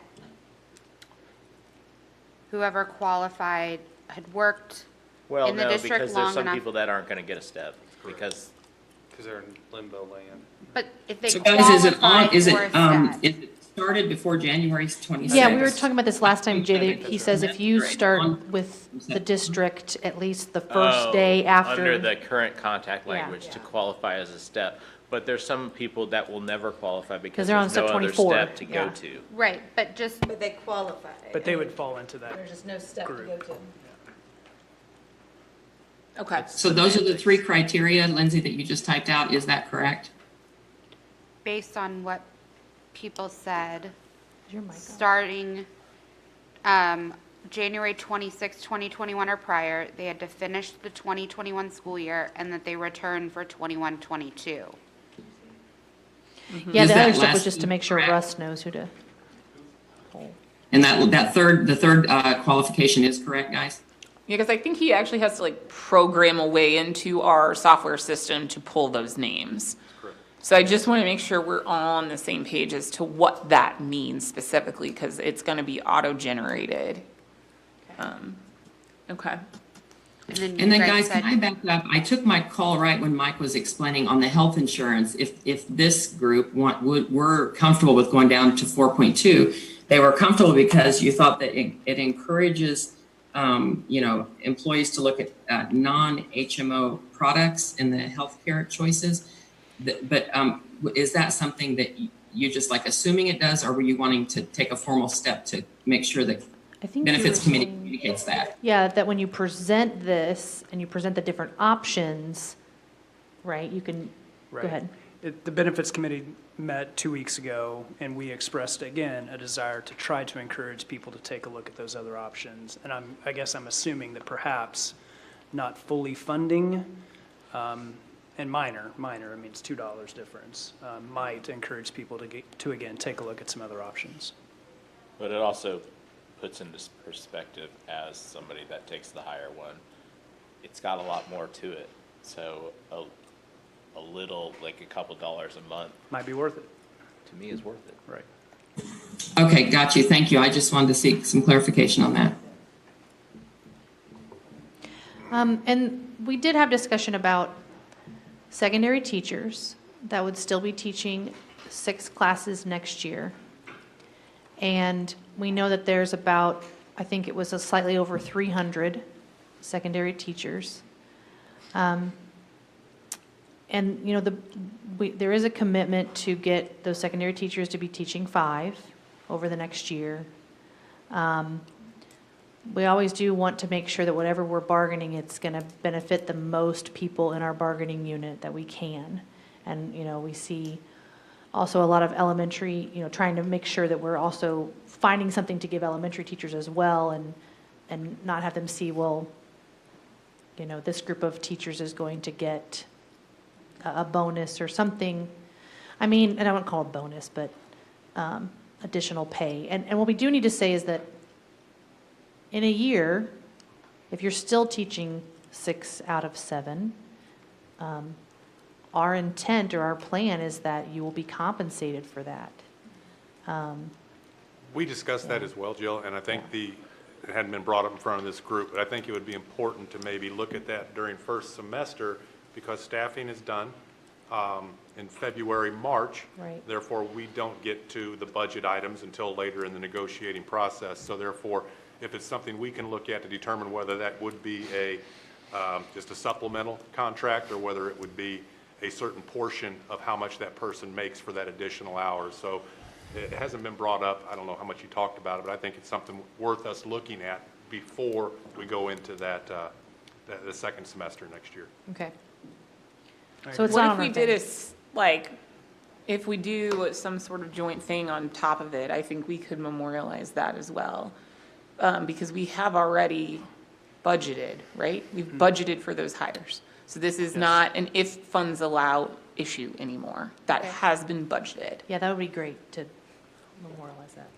And I think it'd be great if we could, I want to memorialize, but I think, as Joe said and Mike's agreeing, we need to gather in the fall to set the parameters of what that additional salary looks like, but also a little bit about,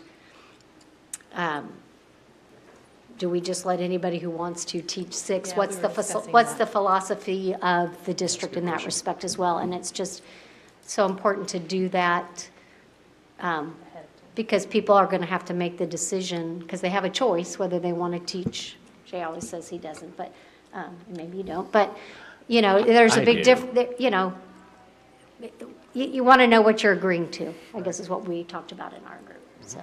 I agree. Fall would be the time to get that taken care of before principals start their staffing. Correct. Yeah. We would do, I'm sorry, I'm choking. We would do that as an IBB team or like as a separate committee. I would think this group would want to be a part of it. Yeah, if nothing else, there might be a subcommittee that works on it and brings it to IBB, but I think we start IBB, maybe form a subcommittee if needed.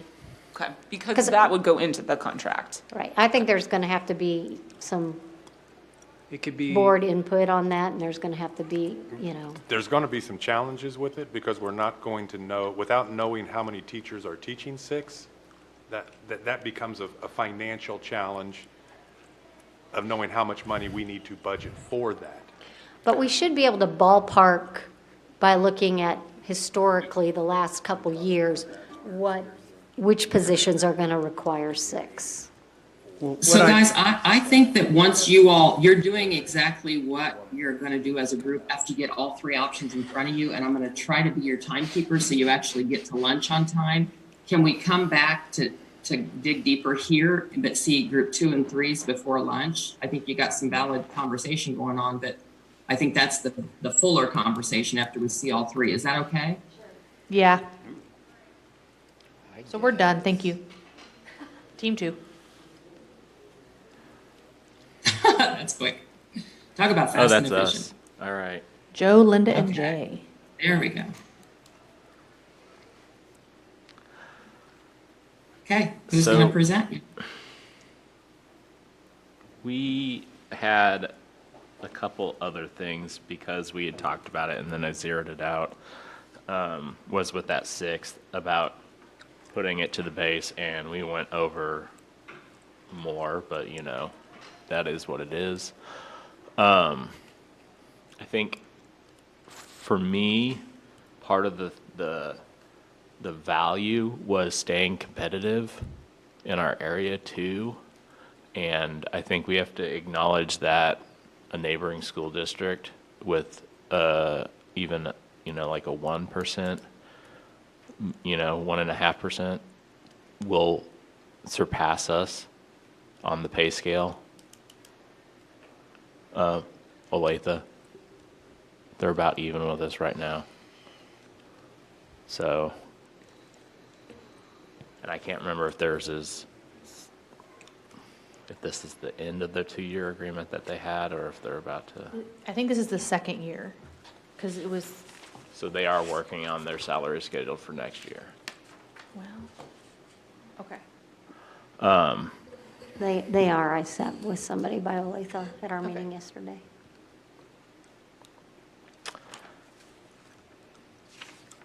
Okay. That's Right, just 'cause information. they had their- We met like the day after. We meet like the day after we met in May. I think when we met again this morning, I think we kind of came to some of the conclusion of that you all did around the 6 to 5, especially how it's a stipend, and we'd really rather than reward a small group of people, try to get as much as we could on the base. Also knowing that we're going to have a larger discussion. Okay. Any questions or anything else on that one? Okay. Our group kind of had two different proposals because we couldn't, narrow it down. Who was in your group? It was Rachel, Abby, and John and I. It's 4. So we were the group of 4. So the first one, obviously including step, doing a 1.45 to the base and insurance at 4.2%. We went a little bit over, but we had also met with Russ and looked at, what's the most we could get to without going over 10, that 10% in the reserves, and that it would go across all pay groups. So that was the first scenario. And then the second one was here, adding a little bit more to the base at 1.48, and then covering 4% on insurance. Again, enough that it would cover everybody across all the pay groups. I know when we met with Russ, he said, the 4.2% to insurance would be about $2, like Michael also said, to the HMO, and less than $1 increase to the PPO. And then with the 4%, it was less than $5 a month additional for the HMO. But then there'd be more in your salary because that Right. money would go on the base. And so then kind of equating it out, if you, paid $5 a month on the HMO, you'd be looking at $60 for the whole year more, but your increase, if you were, bachelor's first step, you'd be making $638 a year more. So you would still see an increase even with the insurance increase coming out of pocket. So those were our two. And we did a bit, we spent some time talking about what a summary could look like because, I said in representing the board that I think there was some, disappointment, if that's the right word, that there wasn't maybe more of a recognition of some of the things that they did this school year, like forgiving the 6 contract days, voluntarily extending EPSL, things like that. On the other hand, I've heard, repeatedly that our professional employees are looking for recognition too. And I think it would go a long way to both sides if we included like a 2-way recognition on both sides of like those specifically enumerated things that the board has done, and then also of our employees answering the call and showing up and facing, frankly, fears of coming into a work environment and interacting with other people. And we didn't have the trouble that other school districts had in navigating back into the school environment. We didn't. We worked through it, and that took effort on both sides. It took working with the association, and it took both sides being reasonable and listening, and I'm thankful for that. Could you just, I'd like the board to, there's their memory jog that when that calendar change was announced, I actually sat at the board meeting, I think with Mike, And on behalf of the association, I did. did thank the board Yes. and did recognize that that was a tremendous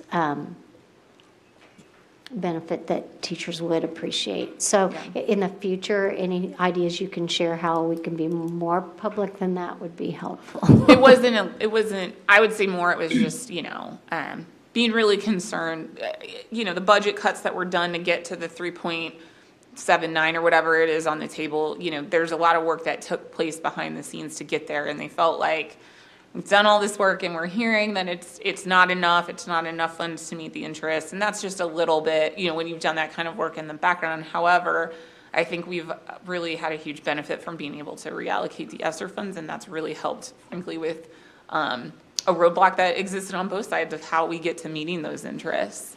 But you're absolutely correct, and I know that that was appreciated. And guys, it sounds as though on one hand, the board wanting some acknowledgement feels like it's, maybe from this group or from the leadership or whatever, but overall, I think the question is, you all as a district, when Rachel said, we did better, we didn't deal with, some of the other districts really didn't handle crisis well. And it was hard, right? This was a crisis year and a half, right? So it's like helping frame the way the district at all levels and in multiple layers, seen and unseen, dealt with crisis might help with the sort of not just rebuilding of trust, but I think Rachel's raised a couple times now, and I just don't want to lose it. I think she's saying, like, she's not sort of, I think, just complaining for the board to, I think she's saying, is there some communication that needs to be done? I don't know. And I always drop off when you guys talk about your communication, and you will also do some communication as you head towards ratification, I'm sure, right? So I just don't want to let that go. And if it's just one conversation, and Rachel, just tell me, let it go. But if you're wanting to say something more formal about, taking the opportunity to point out the layers and levels that were managed around the last year and a half of a crisis, then you got a flag for us if we want to talk more specifically. I mean, it's just been kind of a momentous year, and I think that we did a great job overall as this team. You saw articles nationally where boards and associations were not able to get back to school in a way that made sense. And I was so thankful as a school district employee and as a parent that we did not have that issue in this district.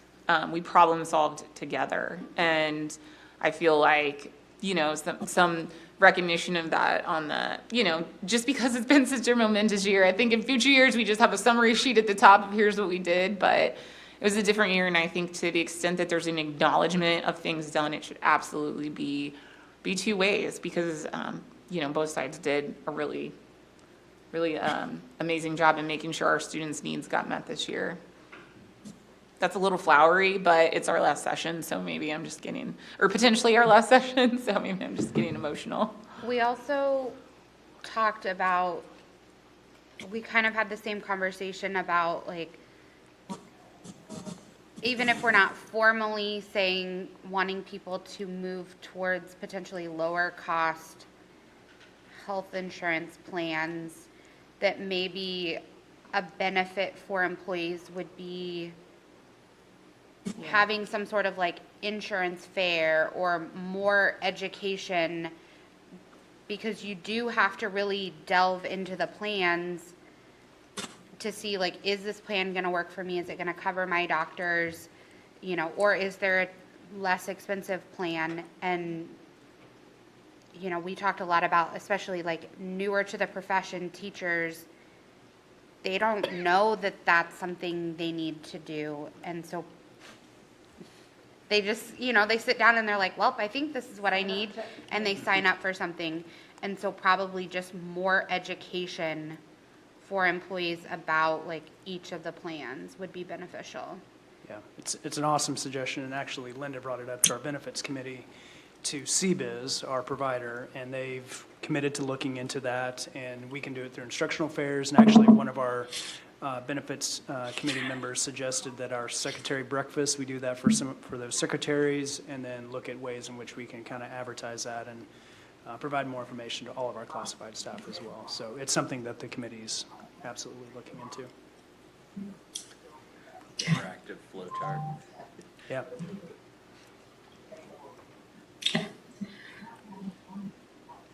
Lindsay, or Lindsay and crew, anything else to share on this?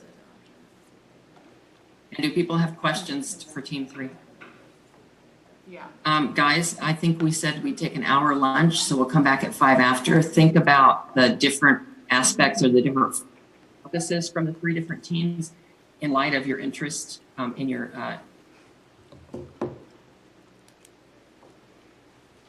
see you guys at 5 after 1.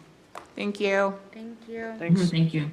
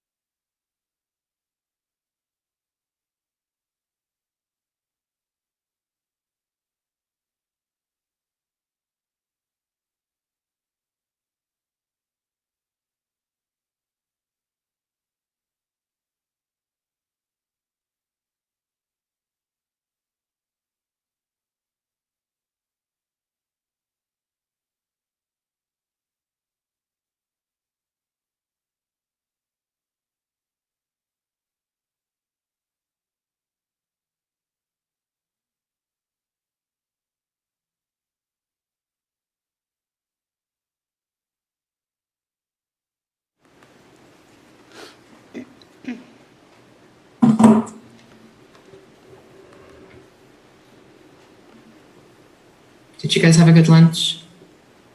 Yes, Is it sunny in Kansas City? yes. Where are you? I'm in southern Missouri. I'm in Oh. the Cascade Hills. You know, the beauty of working from home, although I'm hating it and I'm so dying to get back in my office and in the field, it is nice to be able to sort of work from anywhere.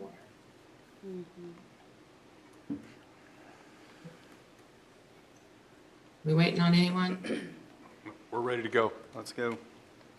Okay. Let's get her on. So you all were gonna stew or marinate over the 3 different sort of options. What stood out to folks?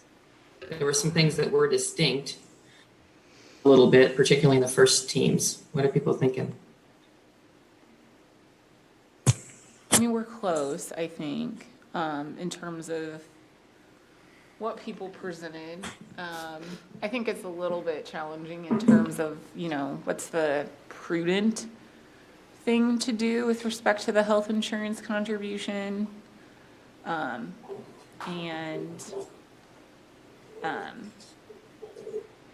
kind of like the idea of like waiting, like going that direction, like going to 4.2 and then sending that as like, you know, a possible direction to continue going or to maintain to the benefits committee.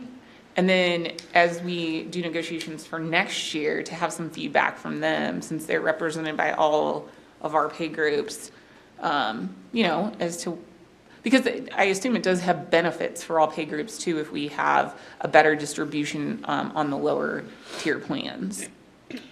It would, yeah, and I agree, Rachel, I think it'd be good, just take a baby step, you know, if you will, this first year, and would give us time on the benefits committee to work with all of the representative groups on what we feel like were next steps, and maybe we make a formal recommendation next year to the negotiations team as to what the benefits committee wishes or thinks would be appropriate. So I would agree with you. I don't know, Linda, if you feel the same way, or, sorry to put you on the I kind spot. of think that that's kind of the purpose of the benefits committee, in my opinion. They meet, they hear the presentation of CBIZ, and then the board can get input, I guess, from what the administrators bring back. But like you say, classifieds on there, our building level administrators are on there, and certified staff are represented.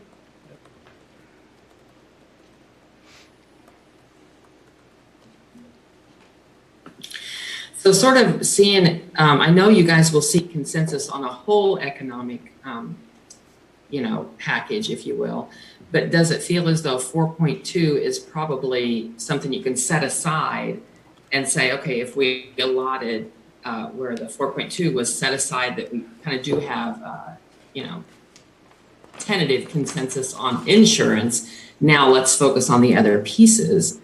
Does that make sense at this point, or is there any disagreement on that? Do you need to talk a little more toward about, you know, any sort of communication that needs to happen, or is that sort of the role of the committee, like Linda said? I'm happy with 4.2, personally. And sort of starting with that as a placeholder for then the rest of the, okay. Placeholder for the rest of what? Like figuring out the other components. Oh, you mean the other, yeah. Yeah. Yeah, I'm just saying, make it like I think that's a great phrase, Rachel, placeholder of 4.2, because there's not a lot of there aren't really a whole lot of options on that, and it seems like most the teams were comfortable with that, unless there's disagreement, and then. Well, it does impact what percentage of raise on the base, so I don't know that you can do one without the other. Right, no, I mean, if we look at that, then to not deficit spend and not go below 10% fund balances, and running all the numbers, what Russ gave our team is that would result in a 1.45 base increase. And then, of course, we have on top of that our retention program. which Dr. Schumacher and I talked to Russ, and probably that information would be helpful to know before anybody feels like they can have a, solid direction for the whole Yes. package. So here is what would be our proposal, just kind of to extend what we talked about previously. So if you started the last school year, you finished the last school year, you started prior to January 26th, and then you started the 21-22 school year, you would be eligible for the program. And Russ indicated that his thinking is he would just run active employees on September 13th. That's when they would run payroll for September 20th. And so if you're active, if you started and you're active on September 13th, you get the $600. Per those folks who would have been on leave, here's our thinking on that. So if you took FMLA, something like that. Well, if you took FMLA, you would get it. You would get the $600 because it's just kind of a temporary thing per that federal guideline. If you took an extended leave, so parental health, something like that, if you were gone for the entire year, you wouldn't get it because you didn't work during that year. If you were gone one semester or the other, you would get $300. So just as a Does that seem place to start, we thought that was fair, but feedback would be welcomed. Yeah. I think that's fair. Nobody takes any of those leaves overlapping a semester because our contract says you have to do it semester and semester, so.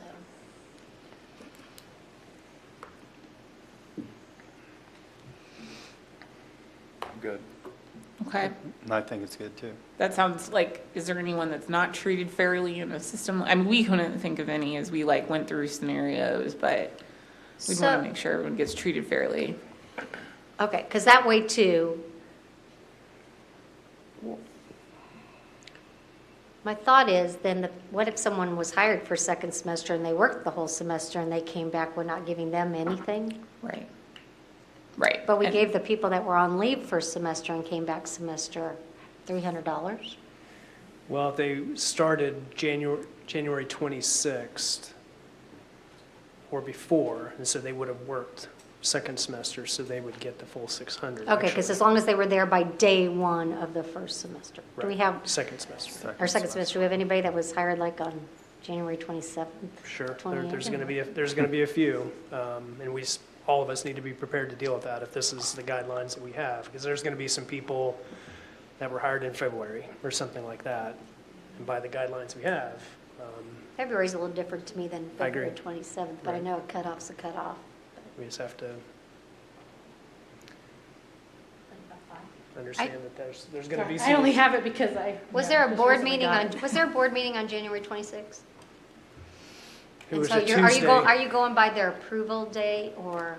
going by, The date in the P&A about movement on the side.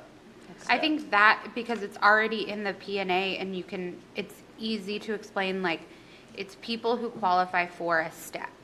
right. And so if you didn't qualify for a step, you didn't unfortunately qualify for this.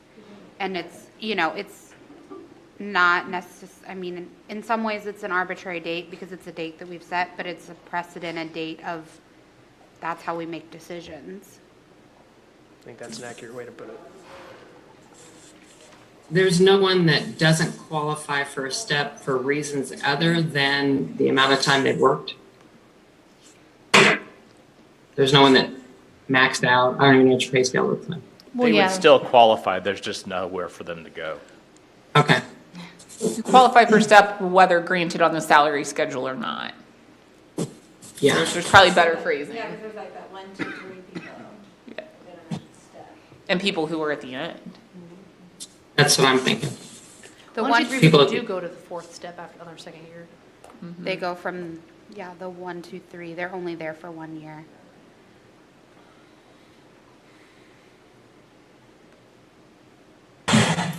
Sounds like the way Rachel phrased it, if you qualify for a step, what do you receive it? Whether it's granted on the salary schedule or not. Is there a better phrase for that?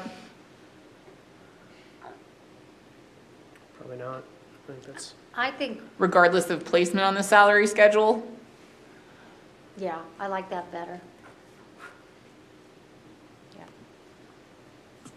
Is this something, when you guys do figure out what the sort of final application this is this something Russ will want to cost out today for purposes of your continued work on this? Or you guys gonna ballpark it, or what are your thoughts? Or I don't think he needs to No, cost it out yet. he ran a lot of different scenarios for the board, and, you know, the $600 wasn't arbitrary. It was trying to look at what would be the most likely expected expenditure. So, Well, and it doesn't affect the pool of money we're talking about with the here. 3.79, yes. got you, right.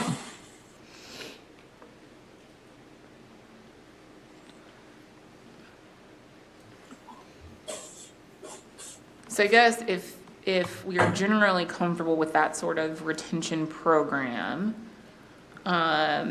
with those parameters, then we're really looking at, how we feel about 4.2 and 1.45% on the base as staying within the confines of our sort of fiscal responsibility policy.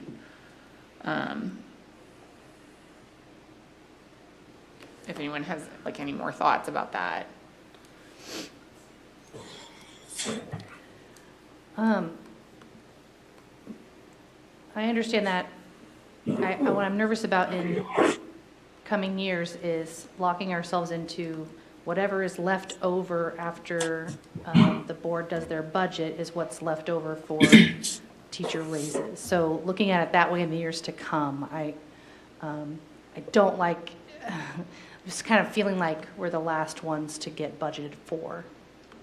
But I understand the situation, I don't know. The timeline of it. So, So I we mean, I can do know, it sooner. to the extent that it is reassuring, I mean, I do think it's important that you know that as the compensation for all employees and definitely for our professional employees is always a consideration of the board when they are doing their budget, because they know that they have to preserve sufficient amounts. And then I do think it's helpful for us to have met, you know, we met through the fall, we knew what those asks were going to be, we knew what, you know, and so, the interests that we knew about and that we were aware of were definitely communicated to the board, and they were aware of those. I also hope that, you know, they'll be at their 10% threshold, then next year we'll hear that they want to be at a 12% or a 13, or, you know what I mean, like, I don't know, I'm trying to. So those phrase it in a nice way. aren't necessarily, no, I get it, and I think we would, because this process requires us to provide justification for position, not justifications, but to explain reasoning. And so I think that if there was ever a need to do that the why would be an important part of any discussion. But that 10 to 15% is, so you know where that came from. That's not an amount that our board decided Right. upon. That's a recommendation as a minimum for government entities in general to maintain, you know, a healthy fund balance and to keep good financial ratings. I do think we need to bear in mind, not us, but I think that foes are going to be out there looking at in-year balances and seeing that after coming off an incredibly hard year,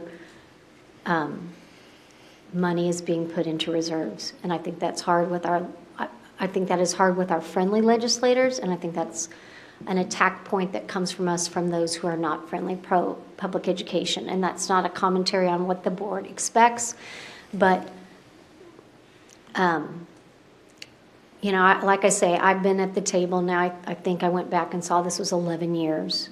And every year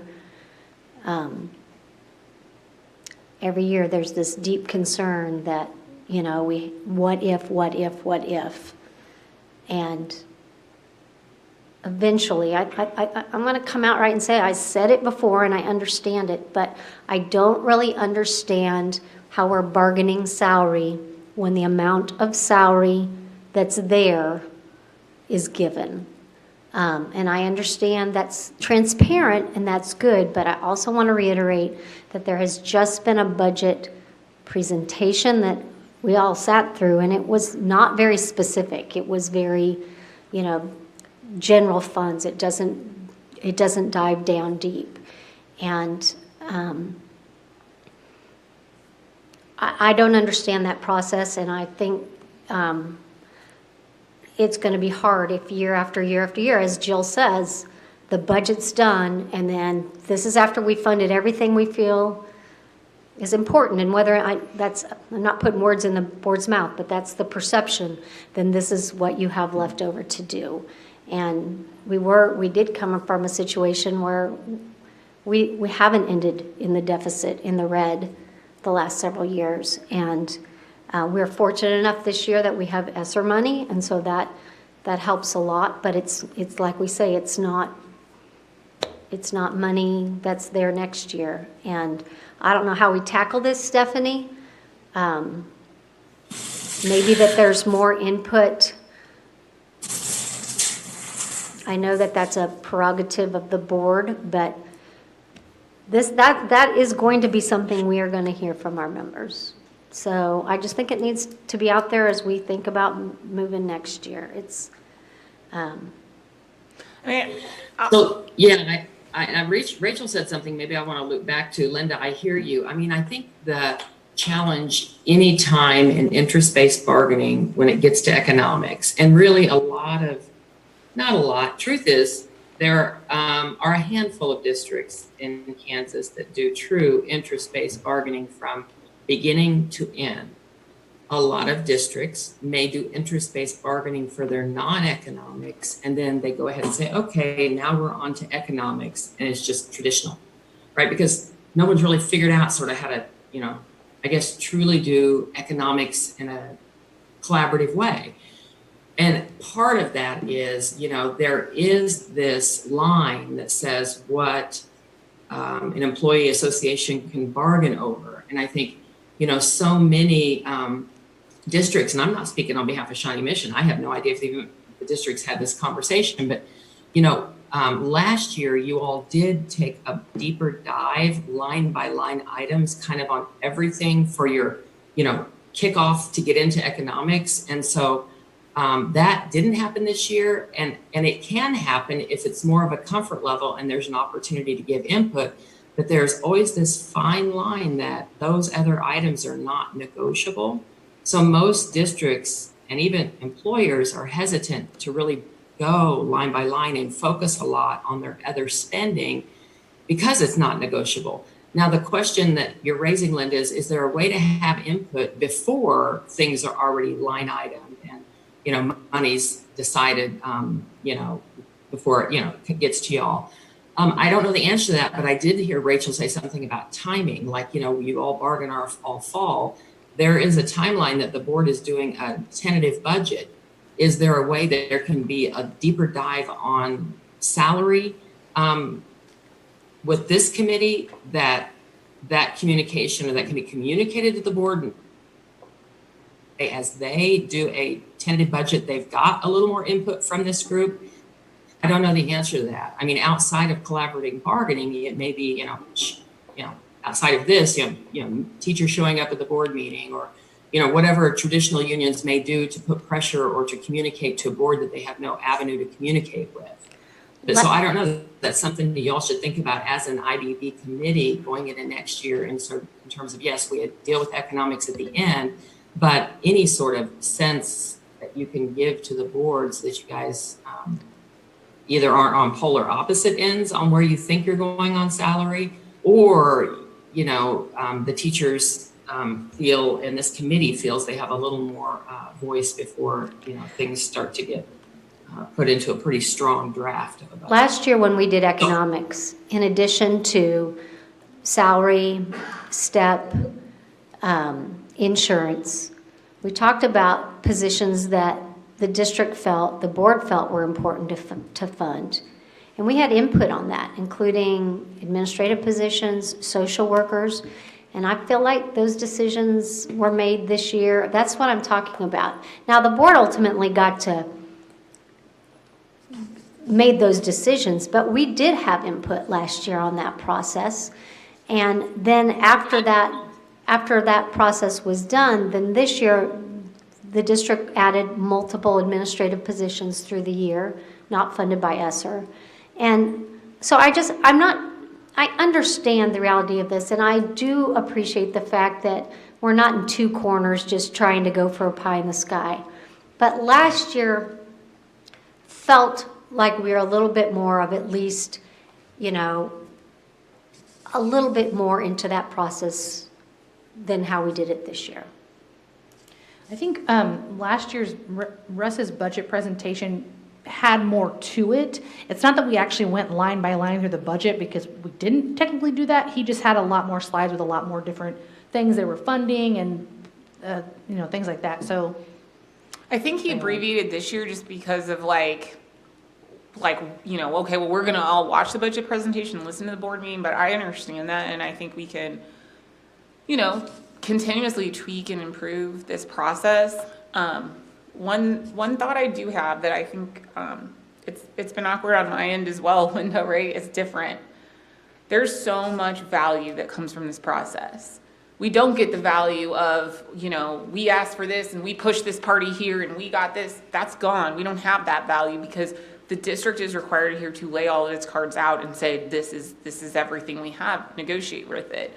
The value we have is, this list of collective commitments that we have reached, the amount we have spent 4 times the amount this year than when that was ever spent before, which meant that we have heard a lot more from our teachers about what they want out of work-life balance and just in general out of their profession and their careers in Shawnee Mission. So I think it can be helpful in selling this process to highlight and advertise all of the value that comes from the hours and hours of work that we have done to make things the best that we can make them for our professional employees. And to, if we have a criticism of, when I saw that you negotiated compensation, I didn't see a lot of push or pressure this way because the district presents the amount of funds available. Well, it's a different process, and look at all these other things that we got that we would never get out of traditional negotiations. I'm having to have those, I have those similar conversations. It's different this year. We're doing these things differently. So I just never want to lose hindsight of all the good things we get out of this process, even though compensation looks different. But I do hear what you're saying about these things would be helpful to make us more comfortable and make us feel like we have more wiggle room and more say. And, next year we'll take that and, continuously improve and refine the process.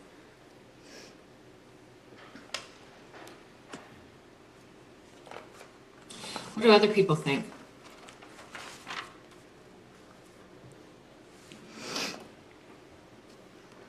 I'm thinking. I think it's important that we acknowledge that, when we say the budget and keeping that amount, so that there's not a misinterpretation of facts here, that was the suggestion, and then the board decided that they wanted to go with that. And just clarification. Because earlier you said that wasn't the board's,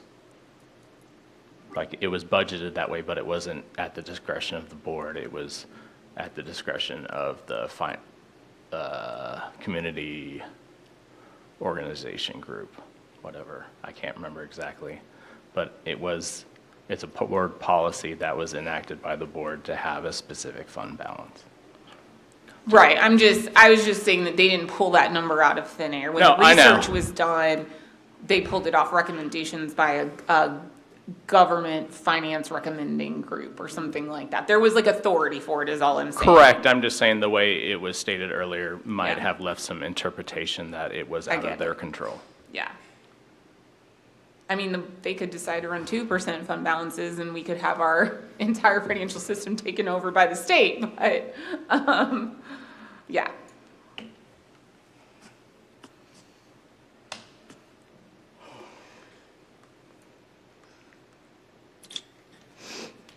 Anybody else want to weigh in? Can we look at the actual, share the thing again, because I don't have that kind of memory. Yeah. Summer, my brain's kind of half shut down. Mm-hmm. So I just started another column so that we could kind of go with what we are finalizing.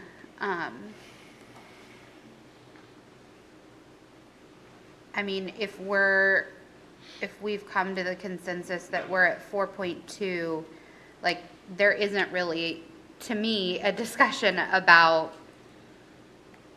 compensation, what percent we're putting on the base,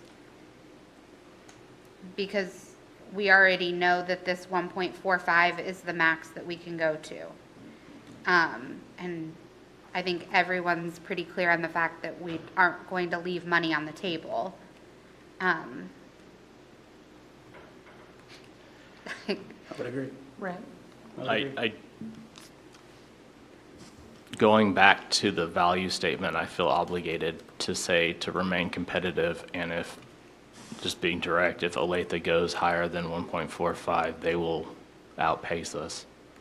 I did some research, Jay. I'd be curious what you're looking at. So I pulled I'm up looking their- at their salary schedule from this last year. Yeah, I'm looking at their 2021. And so, You think if they added a percent or, 1.45%?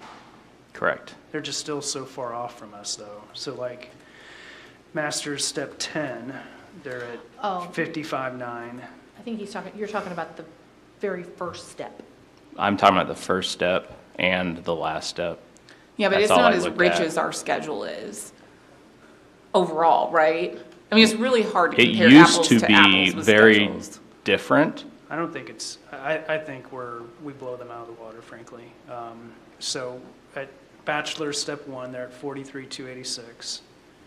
Right now, we're 43,153, so they're a little above us, $100. But again, you get into the Masters Step 10 with us, we're 5,000 more.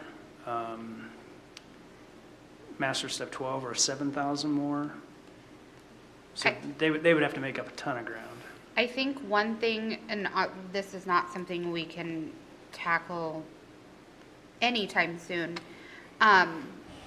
would be maybe just a salary schedule group, because there are locals in the state that even if their salary schedule ends on 24, if you're on 24, you're still getting increases. The salary schedule goes on forever. And if there would be a way for us to explore something like that, that also takes some pressure off of needing to fund the base every year. Because if you're stuck at the bottom, you're going to get a step that includes money. Are you reading the transcript from when I said that before?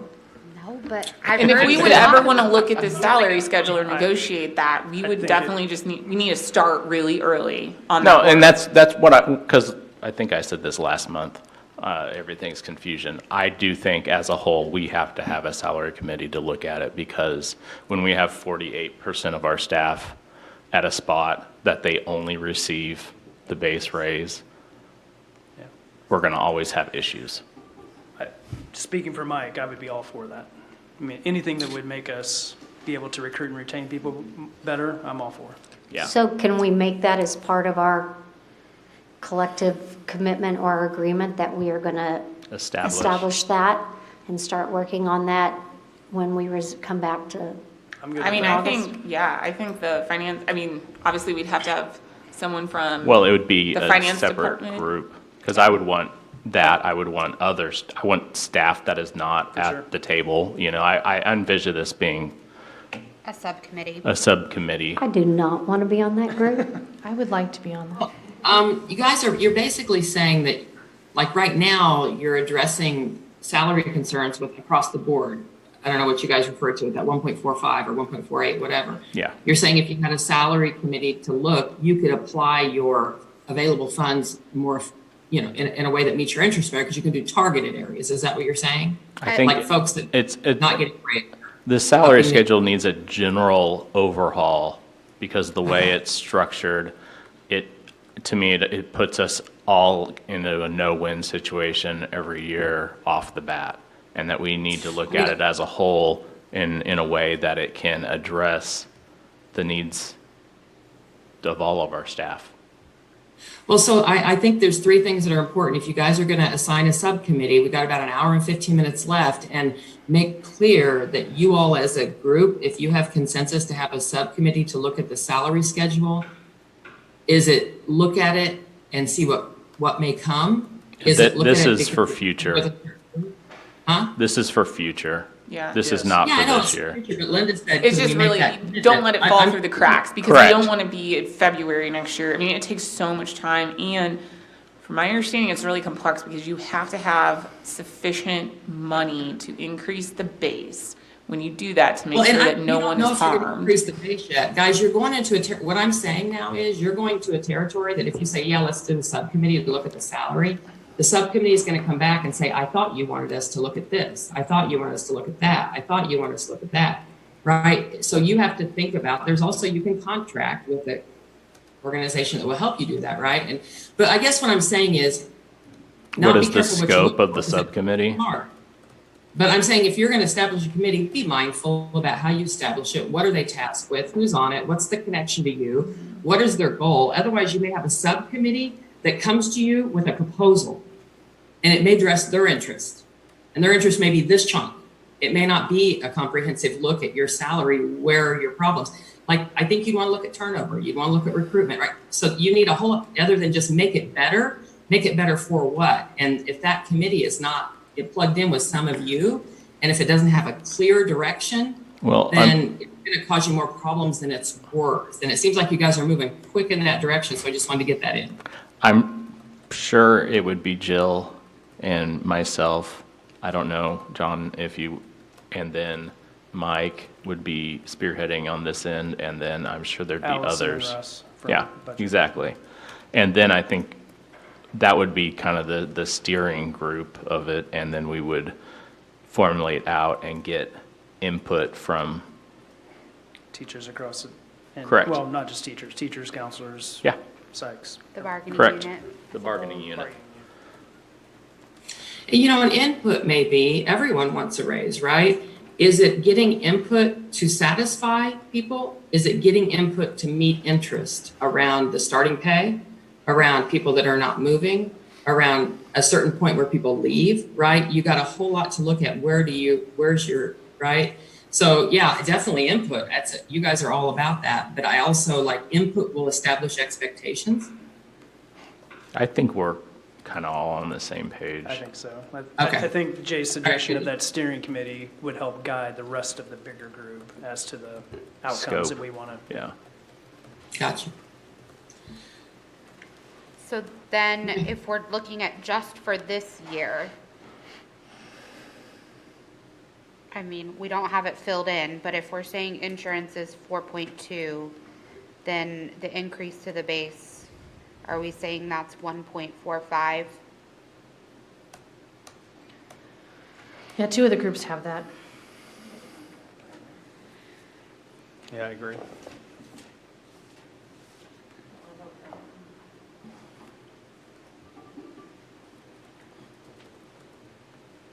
I know that, you know, 3 of the plans have 1.2 or 4.2. Is that where everybody feels? I mean, I think with the 4.2, it's basically holding harmless the groups that need the most support, is the way I look at it.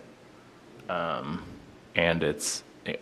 the groups that aren't being fully, it's a minimal increase difference. One thing I do want to just, and I said it to our group, is like, yes, this year we're doing that, but we're not setting a precedent that we're always going to fully fund the increase. By not fully funding it this year. It's just Right. clear that that's not a default position. Right, because I think, I know not everyone is going to be held harmless on this one. And it's great this year that people are going to see nothing or a minimal increase. But that isn't always going to be the case. We're not Well- always going to be able to fully fund it. I don't think, I mean, if you look at national or just trends in general, holding a group harmless of an insurance raise right now is very atypical. And we got very not fortunate, but, well, maybe I will say fortunate. I mean, 4.2 or 4.4, I mean, we were expecting a lot higher, right? Yeah. So it won't always I- be that I way. do wonder, because I've said this, thinking this out loud too, of like, I don't know how much more savings, because I know when we originally got the health center here that they thought that we should have another. And I don't know if there's extra saving in that and getting more staff to utilize those if there's a secondary location or something. And I'm just speaking as just an idea. And I don't know. I do think next year, working with the benefits committee, and some of that has come up here, we have to I think we have to be educating all of our employees, not just at benefits time. And I think, so I know there's lots of blurbs that come at us about the health center, about Marathon. But also, we can't have, we don't want everybody to move from HMO and PPO to other plans. We need those higher premium plans to support the plan. But there is a lot of room for more people to do it. And so I think we need to be really educating all employment groups of, are you really in the plan that's best for you? Because even CBES said to us, depending if it does work for you, it doesn't work for everybody, but some people, just because they don't want to look into see, are there doctors on the other plan? Or they aren't looking to see that based on their health history and such, how much more they really would be pocketing if they considered a narrow network or one of the high deductible plans. And I think, I think we can totally discount this year because we had so many other things to work with. But I think that's a charge of the benefits committee to meet a little bit more frequently and then drive that discussion, not so much as a sit and get from CBIZ as to how do we get this information really out to our employees so they can plan. How do we empower our employees to handle their? To do that and give them some time. Like right now, I mean, as soon as we can, it would be great to say, hey, this is what we're looking at in an increase. This is what these premiums are shaping up to look like. Hey, this summer, if you're thinking about making a change, now's the time to be talking to your doctors. Are they on this plan or whatever? And I think we have to be more mindful of that. I think we had some turnover in the with CBIZ with our support staff, and I think our committee needs to meet more regularly. And then I think we need to be getting that information out to employees all year long so that they can make those informed decisions. Does the benefits committee also do like the retirement plans? No, that comes from a different group. Because I know that's something our group talked about also is like, there's very little communication, at least like from what I've gotten from the district of like. Cobra? No, like the the 403Bs and things like that. Yeah. Like in general, educating more. If we're going to be talking about educating our staff on the benefits that are available to them, that's another place that I think needs Especially more. with some of our newer staff coming in. I have At been the huge screaming person that in some shape or form we need to bring back the health fair, and part of that are those retirement plans, because our new employees are not coming in with the CAPERS retirement program that those of Yeah, us that's sitting what I was around the gonna table say. are.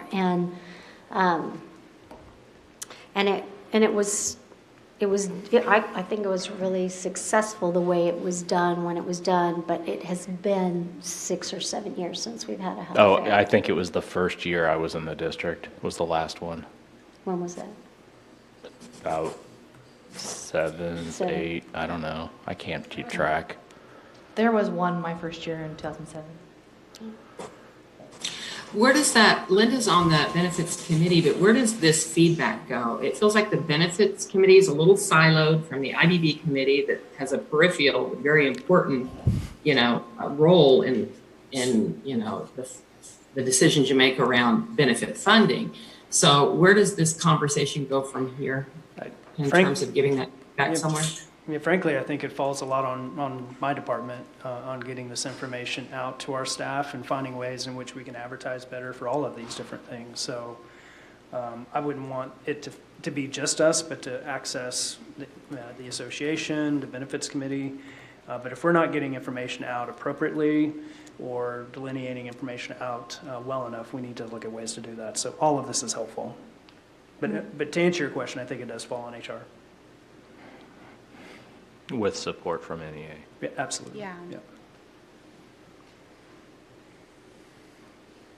Yeah, I just think of especially little baby teachers are Sure. brand new, and like if you don't know and someone's not telling you about any of it, like you're just floating along and then you're 10 years down the road and really regretting things. Yep. Yeah, There's really that good. fine Really line. good. We do a nice job, I think, with orientation, but then we're limited. We don't want to guide, so there's that fine line, but something we can look at. But that could be something also on the association end is, we're mentoring new people of just like, have you thought of this? Your retirement's not going to be like ours. Because I think they're on tier 4 now. Capers. Yeah, I think that's right.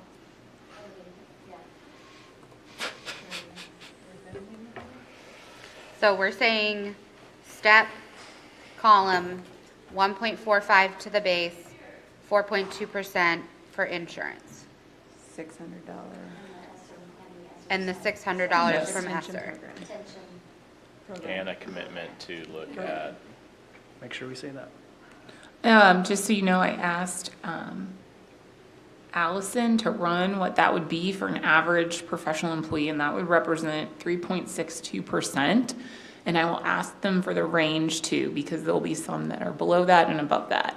But so the average package increase, not including the 600 retention program. So so you just look to see how many people might get a step.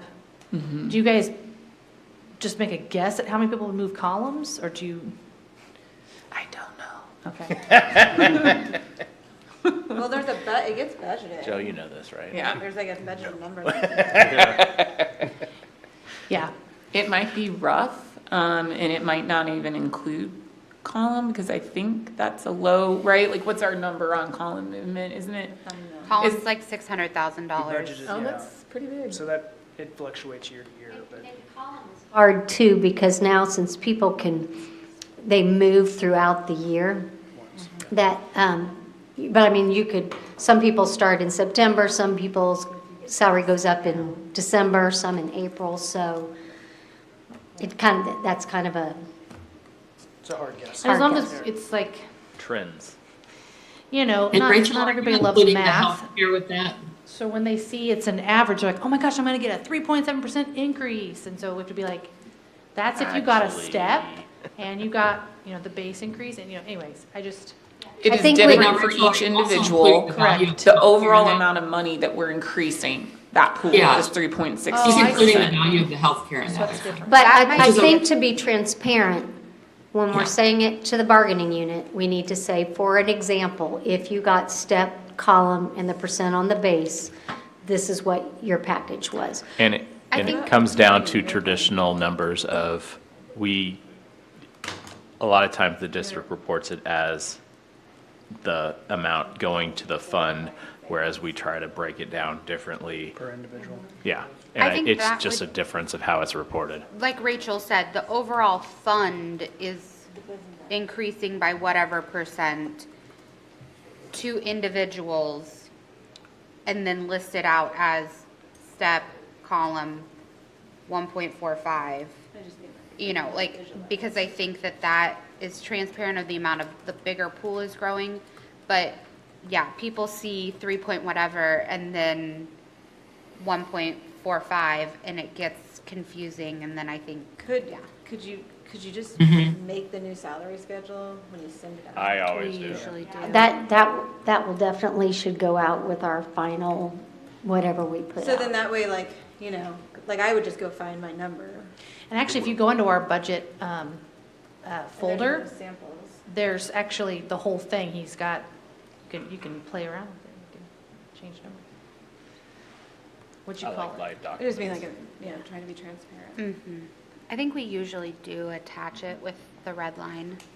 We usually, I usually do mine, and then Russ usually does his, and then we look at them to make sure that we're both correct, and then it usually rolls out. Okay. On the schedule, Yeah, because we linked that. I looked at our joint statement last year, we linked the schedule. yeah. So are we Oh, yeah, you have to do the supplementals. Yeah. gaining consensus on this? I think so. I mean, Oh. Stephanie? We're all good. Oh, I didn't hear Linda. That's okay. No, that was Jill. But Lindsay said gaining consensus, and then we all did this. Oh, yeah. So Or a this. question. Oh, sorry. When you did the, can you guys hear me okay? Yeah, we can hear you. Oh, all of a sudden, a couple of people got real distant. Rachel, when you said the average 3.62, are you including the value of the amount allotted towards healthcare? Oh, yes, which would be an additional I don't think people $36 a I don't month. think people are clear on that. I am including healthcare. I am not including the $600 retention payment. Right, so I'm afraid that if you tell members the average is 3.62, it includes the value that was allotted towards their health care. So they won't be able to kind of calculate it on those, just this wage. Okay, so I think someone said consensus. You all are in the room. I don't know, Lindsay's doing a pretty good job screen sharing and sort of facilitating here, so I guess You're Lindsay's not got even her a eyes on driver. it. What are you doing? Broken screen, is there? Yeah. Then I can see my screen if it's up there. I don't have lines going through You know, it. Lizzie has Well, there's a three giant levels. dead That's it. area on her screen. Yeah, I have a slight monitor issue on my laptop, but if I share the screen, it's on the big TV and then it's, the problem disappears. Nice. We'll do it either way. So you can see everyone in the room. I think you guys know the up, sideways, or down. Sort of up, you're just jumping up and down. Sideways, you feel good about it. If you're just not there, your thumbs are down, guys. So Lindsay's got her eyes on you. What do you got? We did it. We already did it. We had, Okay. yeah. we were good. It's hard to be away from you. I can't wait to get back in the field. Can you I'll be catch up, honest. please? Okay. Yeah, you guys still have grievance procedure to talk about, and then allot some time, your last 5-10 minutes, to talk about just process from here in terms of red line document, timing, ratification, et cetera. I think that Rachel was sharing a document, if it makes sense, and/or if people just have access to it. I don't think you were screen sharing, Rachel. People have access and they can look. Were there some nuggets that people feel like improves your procedure, and/or do you want to look back at interest right now on this issue, which Lindsay had sort of captured? What are the interests in even addressing this? Back to the document, or take a look at interest. What are you guys feeling a desire for right now? I think to be clear, we have two different, we have a red line that you sent out earlier, and are we talking about just looking at the proposed language? Yeah, I mean, did you guys get an opportunity to read through it? Yeah, I'm marinated. Okay. Yeah, I mean, this has been something that's, been important to the board since our team met last year, and I did try and, really listen to our discussion and to take from it and to do minimal really to our grievance procedure. This was like my best effort, although it wasn't done how we typically do. We typically meet and do these things together, or it's done as homework and then a subcommittee meets, but, try to do my best to sort of capture the things we talked about, although we hadn't really reached a consensus on all components of it. So I didn't know if after you looked at it, thoughts, suggested, improvements or changes.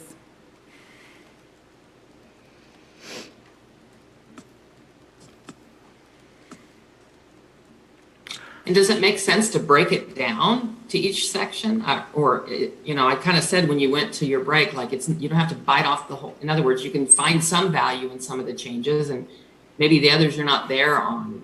Do you want to go sort of section by section? Well, I kind of did that when I first talked everyone through the yellow highlighting, and it's not real significant language changes. It looks like a little more than it is because the purpose is moved up at the front.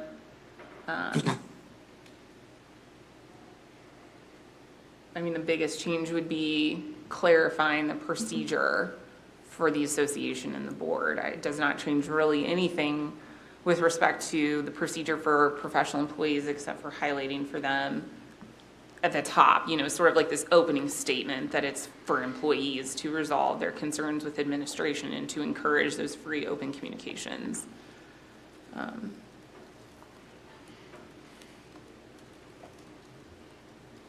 I hope it's not, I hope encouragement about continuing what we have been doing to have those discussions and resolve at the lowest possible level is. Did we say one of the capitalizations got missed? Oh, was there some capitalization? Okay. You're gonna have to renumber them also. Yes, so I would not use this. What I would do if we reached a TA on it is I'd go back to that draft I sent you guys yesterday and actually create a red line.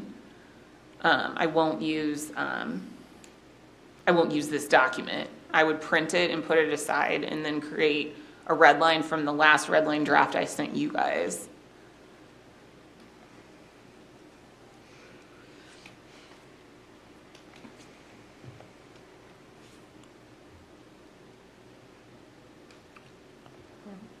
I'm reading again, so. Are you?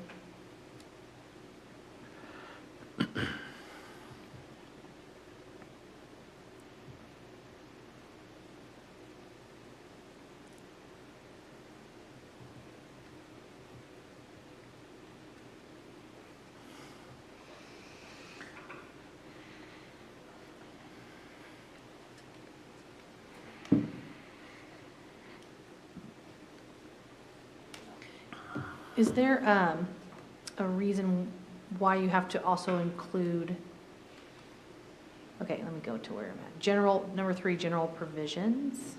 And I think it actually was brought up earlier in terms and conditions as well, where like for the association, it says we would, may file a grievance if our rights or obligations under the agreement have been violated, misinterpreted, misapplied. And then it talks about the board doing that as well, but then it has a fourth thing that says when it has a concern that a prohibited practice has occurred. We don't have to have that, honestly. That whole paragraph under general provisions, that was like going back to my comment that it's really clear how a professional employee does this, but not the association as a party, because it just kind of ignored the association throughout the rest of the grievance procedure, even though it says they can bring a grievance. So I was just trying to mirror the language in 3A, but it's kind of redundant to me. So I don't necessarily think it's necessary. You're talking about what part of general provision? 3B, the highlighted paragraph. I kind of like that it references, the mechanics of it. Like, obviously, if the association were to bring a grievance, that would be done by the president on the association's behalf. So you get those mechanics that you don't get up top. So the only reason I did that was just to mirror the language in 3A for the parties to the agreement. 3A is a grievance may be filed by a professional employee when they believe. So I don't even know that we need 3A or 3B. I'm not real tied to that language. I was just going through, picking up where the association was kind of ignored in the process, and it was just going back to referencing professional employees. Does that make sense? Mm-hmm.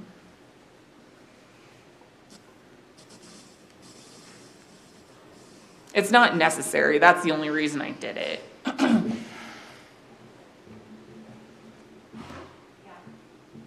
I don't think it needs to be there, and anything filed by the association by nature would be filed by the president because they are the authorizing agent. So I think it's redundant to name that as a or.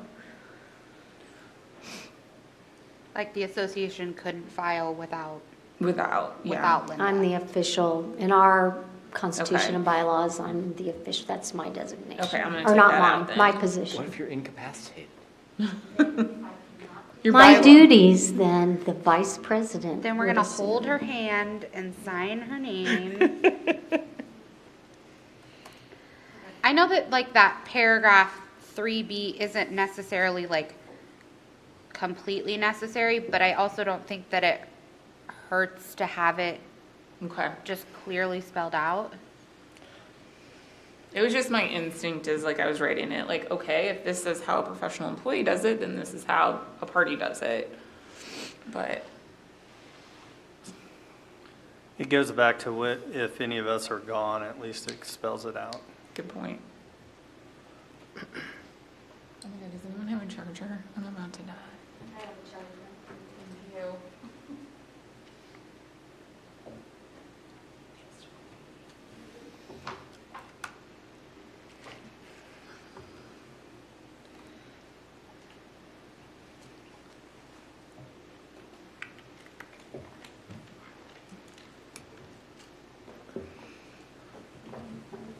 I'm okay with what's here.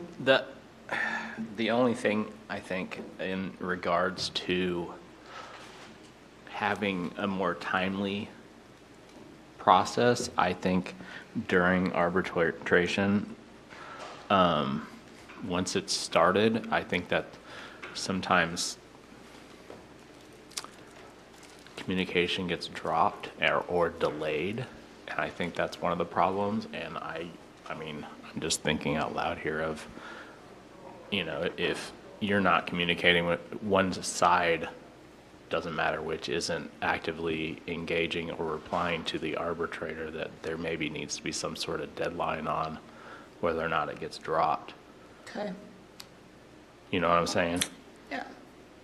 Rachel, have you ever, when you were looking at the contracts, did you see language that both parties can agree to only select an arbitrator that can expedite?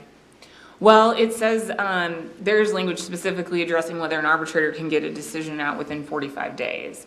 So I think, what would happen is, and it is kind of up to an arbitrator to be the, to preside over those things and to direct the parties. But, in theory, I think what would happen is you would mutually agree to that one, go to them and say, we'd like to hire you, can you meet our needs? And they say yes or no. And if they can't, then it directs you to go back to your process and pick a different person. Well, I think maybe what I'm hearing Jay say is like, if either party isn't responsive to the arbitrator. I mean, the only thing that I know is that, I mean, again, that's, the arbitrator's like a judge. And so it's how good your arbitrator is at, because there's a reference in here, it's basically that they have the power to decide, no wait, what is it? Basically that they decide the rules of their proceeding. Hang on. Like they fill in any blank, so they have the right to do that. Let me find it.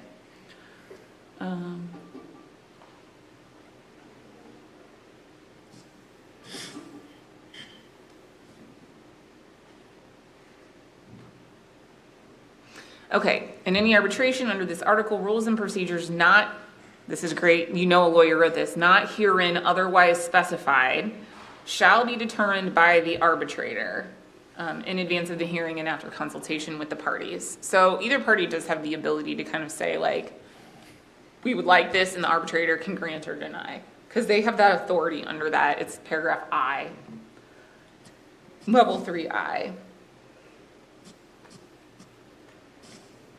I mean, I am hopeful though, and I know what you guys are referring to. There was a really big trouble with the list, and I'm hopeful by addressing that, we don't have an issue again with getting to an arbitrator and getting a decision there. Okay. And I never want to look at grievance procedures ever again. I'm gonna file one against you for that. Oh. It's too. It's Just never. give me a little while. See if there are other questions, concerns. Rachel, you mentioned you want to go back and do a sort of final red line. Do we want to take a break so you have a chance? So what you guys No. seek consensus?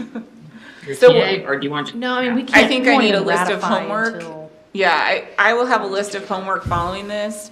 And one of those things will be because we will not be sending this for ratification. Well, that's a Correct. whole separate discussion about timeline.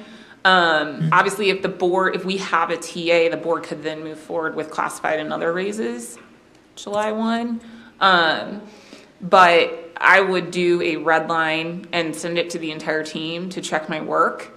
And that, all that homework and finishing a draft sort of cover summary would just have to go out before ratification. Do you have a timeline on that? Our thought is that we'd have a window of ratification from August 6th until, we don't know the end date, but we're Like that thinking Thursday. Wednesday or Thursday, 5 PM. But since it's done electronically, we get notification. Pretty quick. It's immediate, so we would know. Like if it ended at 5 o'clock, at 5 o'clock, we would know the results. Okay. Yeah, no, we would still have to take a vote on this, but I'm not gonna use this document. I just wanna be like fully transparent about changes, so it will read exactly the same, but I would do it in red line, not some weird, Rachel's own highlighting Are method. you gonna use the Word doc, or are we gonna? Yes. Okay. I'm gonna use the Word doc that I sent after John said, hey, check all the NEA-SMs, which they're. Oh, really? I sent the same one. Well, you sent it to me, but Word also has the online now too. Oh, they do? Yes. Well, maybe we'll switch to that for next year. Just saying. So if anyone wants, I am going to try and take some vacation days on Thursday and Friday, so I won't work on it.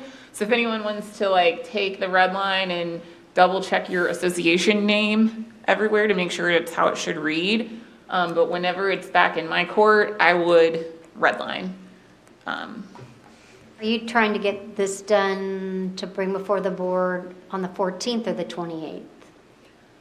Well, we don't, Or does it have to go before the board for you to make your classified and other raises? as long as we hear from you that you're comfortable with a compensation TA, that is signed, and that we tell the board we have a TA, then I know the board on their end would be comfortable proceeding with increases for other pay groups. Okay. If you are comfortable with that. We'd have to wait until either Russ and I or Jill or somebody meet so that we can go through and verify the salary schedule and the supplemental, and then we could have a T after that. Okay. I think as long as it's, before they have to process payroll, but I'll let you and Russ confer on that. Yeah. Lindsay, does it feel like we're in the room, we're ready to seek consensus on the grievance language? Yeah, I think so. So consensus, are we good with this?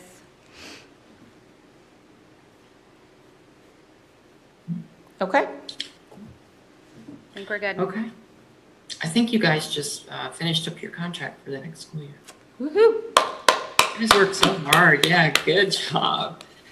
Y'all are a committed, hardworking group. You deserve a round of applause, a pat on the back. You all are going to talk about process now, and I don't think I need to stay on for process, other than I do want to talk about when will you all be reconvening? Do we have anything on the calendar? How do you want a little bit of a break? Those kind of things. Do you want to have that conversation now, or? So we kind of anticipated that we would just do start in January. That was our procedure for this year. But if we are going to do things, we may need to meet earlier. We have to meet if we're going to address the salary schedule, and we also need to meet to address compensation for 6 to 5. What if we met? Lindsay, was there anything in the folder that was sort of issue statements that maybe were not brought forward? You guys said keep an eye on it, check on it, or anything like that that's hanging out there that we've forgotten? I mean, I think we have several that are follow back up, but at least from my impression, it was more follow back up in January, not necessarily, throughout the year. It was more you know, Yes. Dr. Schumacher is going to continue doing PLC stuff outside of here. You know, there's another group that's working on that piece. You know, if we're gonna do something for the salary schedule, that group would need to meet, you know, consistently, but not necessarily the whole group. What was the Just to other- start the conversation, what if this committee or whoever's on it came together in late September to give some walking orders to the salary schedule and the teaching the sixth group? And then we could suspend and get those committees going, and then this committee could come back together again in January. Just a thought. That's what I was thinking also. So kind of give interests and Direction. Is January, Joe and Scott, thinking just in years past where we have done teacher preference forms and such, does that give you enough time for knowing what that 6 to 5 compensation is?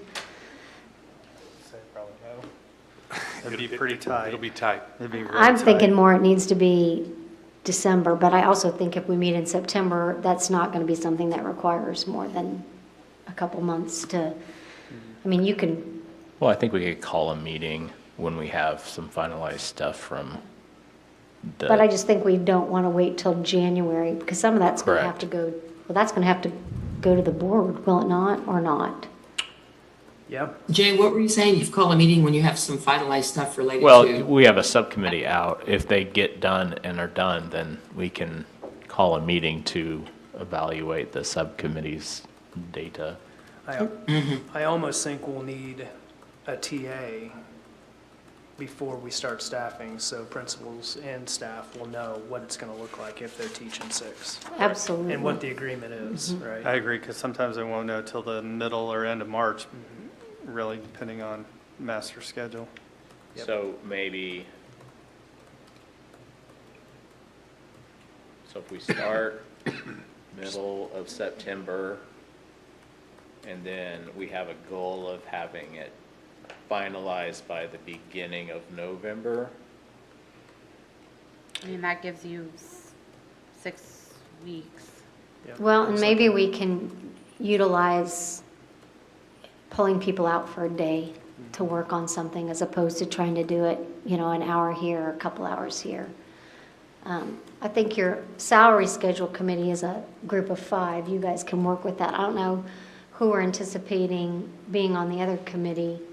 Give it any thought, yeah. But I think if necessary, that is something that would make it a little bit more expedient if it's, you know, pulling people out. You don't want to do that a bunch of days, but if you did it for one day, at least you're not going to have to do calendar conflicts of other things in their life. So if we anticipate Jill, do you needing, thoughts on this? sorry. Jill's looking and chewing her gum. You're thinking on this, Jill? Did you No, wanna no, no, jump in? I'm listening. Sorry for chewing my gum so I was hard. just Oh, gonna- no, Yeah, some she answer. thought you had a thought. I was just Yeah. going to add, if we anticipate needing a TA that the board would need to approve in December, at their December board meeting, we would want this group to see it before that. So before Thanksgiving break, right? That's what I was thinking. I really think we should aim for the first part of September to get together, just in case it takes a couple more Okay. weeks before people can get good. calendar dates. Get the school year started. Get the school then- year started, but then get our group back together. So we're saying the beginning of September, our group will meet and share interest and direction for both of those subcommittees. And then both subcommittees would meet outside of us, and we would need to convene After. mid-November. Probably beginning of November, Okay. Yes, just in case there's more information, they need to go back. good point. I know it's crazy to think dates, but can we get a tentative date on the calendar for early September? We did Thursdays before, so maybe we look at the Thursday after Labor Day? The 9th. Guys, is that just the salary committee that you guys are gonna have a working committee? You don't necessarily need me for that. I'm available, but whatever your needs are. Is that just for the salary committee? This would be our whole group to set the parameters for those subcommittees, so it may be nice for you to be here. It would be nice for you Yes. to be here. Yes. I'll look at my calendar as you guys look. So early November, then, we would get reports from the subcommittees Yes. with, pot- Potential would for board need a- action. Oh, go ahead, sorry. we would need a potential TA for 6 to 5. Like, I don't think the salary schedule is anywhere going to be close to done in that time frame. I don't think we'd be pushing it for, I think Because that, IBB yeah. would want to tackle it Yeah. during the spring semester. Yeah, I think the one that's really time sensitive is the 6 to 5. Right. correct. But the salary schedule will probably need to meet multiple times over the course of the year. Are you proposing September 9th? Yeah, does anybody know, is that anything? That's a Thursday. I don't, It's not Far- conference, that's- it's not, that's- have we set conference No. night? No, Okay. it's not far enough, it's far enough out that we're probably all free at this time. First late start day. So should we do our Let's- normal time, September 9th at 3:15? Works for me. yep. I don't anticipate it would being a 2-hour meeting. Could be, but, As of right now, that's my planning time. But, my contract now goes till 4 for being middle school. And this is setting sort of perimeters and plans for your salary committee to get to work. we can talk some association leave for you at some point if we get rolling in the fall. If that helps you. Sorry, what'd you say, Stephanie? Is the September 9th meeting for you guys to sort of set some parameters and get your salary committee kicked off? Yeah. What information they need, what they're looking at, et cetera? Right. Okay. So are you available And on the then you 9th guys at look to 3:15? January to get get into a regular routine on your next year's contract. Are I you think- available the 9th? Yes, I did already put it in. Yeah. Okay. 9th. And then we want to look at, So then we'd be talking starting in January. That's This the group plan. again. That's the plan. Depending upon how things go I first think I semester, might be able to be I with think you we need to guys. shoot I for may that. be, Well, like exchanging notice letters and starting IBB for 22, 23, starting in January. yeah. Okay. Do we want to try and pencil in November, November, will be like the 11th? probably a good idea. Yeah. It's a Thursday. Veterans Day. as a sort of cutoff time or get it done by, or as a, This is when we should be meeting to finalize this so that board can take So we're adding appropriate. another meeting date for the 11th? November 11th, and that's when the subcommittees would report to this bigger group. Well, the 6 to 5 committee, Right. Salary Maybe com- even an update on the salary. correct. November 11th. Yes. Okay.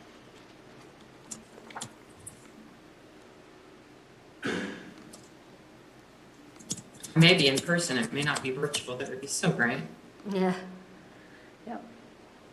That'd be nice. Just something for us to think about, I know this would be January time. I know for me, it's hard, we get here at 3:15 and then we're done by 5:15. Do we want to look at, even setting aside 3.5 hours versus just 2 hours? Because I sometimes feel like we just get in the groove of being really productive and then, look, time's up. I mean, I would I defer to you guys, like, think- you have less flexible schedules, so. I don't think it's beneficial to go longer. I think it's beneficial if we want to, then we get coverage and we start earlier.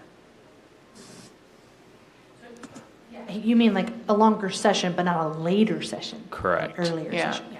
I feel like I'm always having childcare issues at the end, which makes me stressed out. Like the last 15 minutes, like, oh my God, are we gonna leave? Is my kid gonna be standing outside daycare? Like, I think we can do some initial 2 hours. I think if we're gonna get into the meat of the Meaty. thing, it's nice as long as we're gonna continue to record these, because I think it's important for the bargaining unit to be able to follow, what's happening.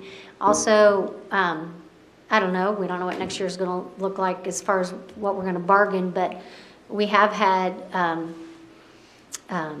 people come and give input, and so we would just be mindful if that was gonna happen, that we would do that in a time that we're not trying to get multiple subs different places. so. No, But- I agree. I think that was my point of like, is there a way to do it longer, not necessarily later? I also think the initial parts where we are,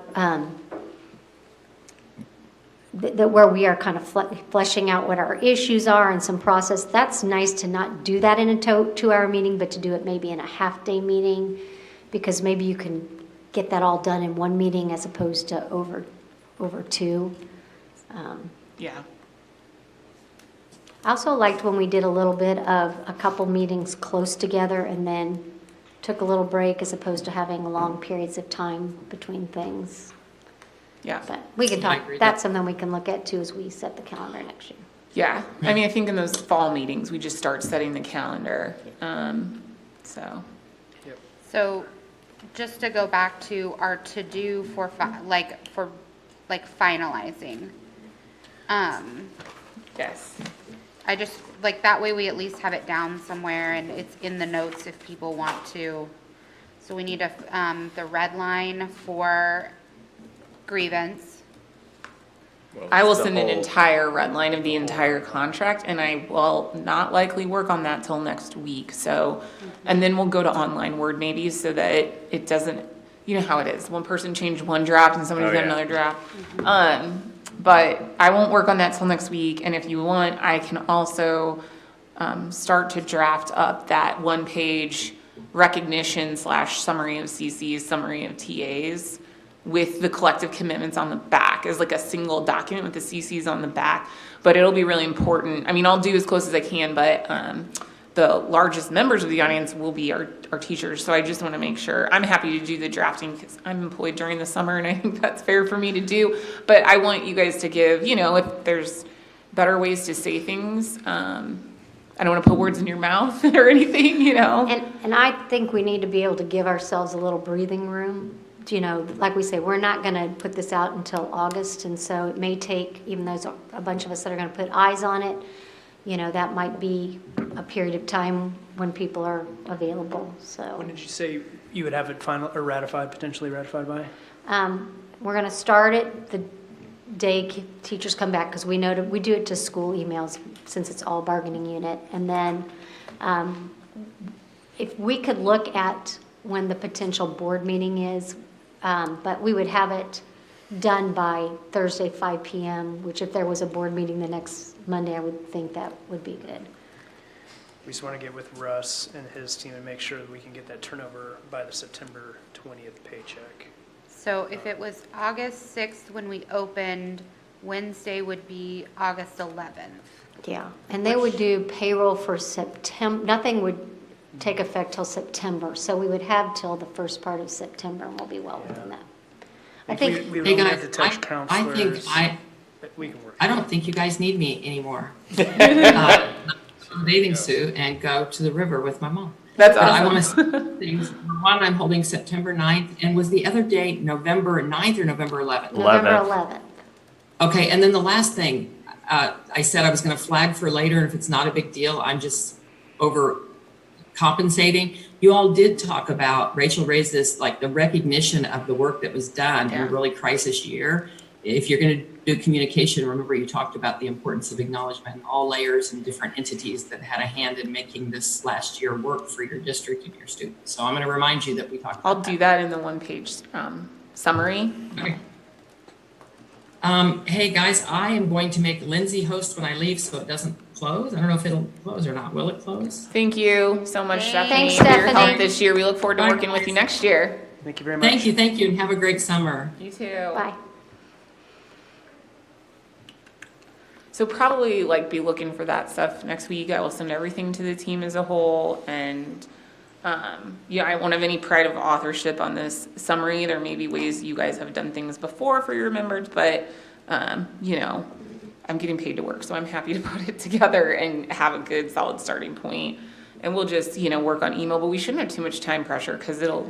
Yeah, I think it's better to have a joint statement from today, but I would think it would be Yes. better to have that information really out there in August, where everyone kind of sees it at the same time. And So just for reference, last year we sent this on July 31st, the ratification vote.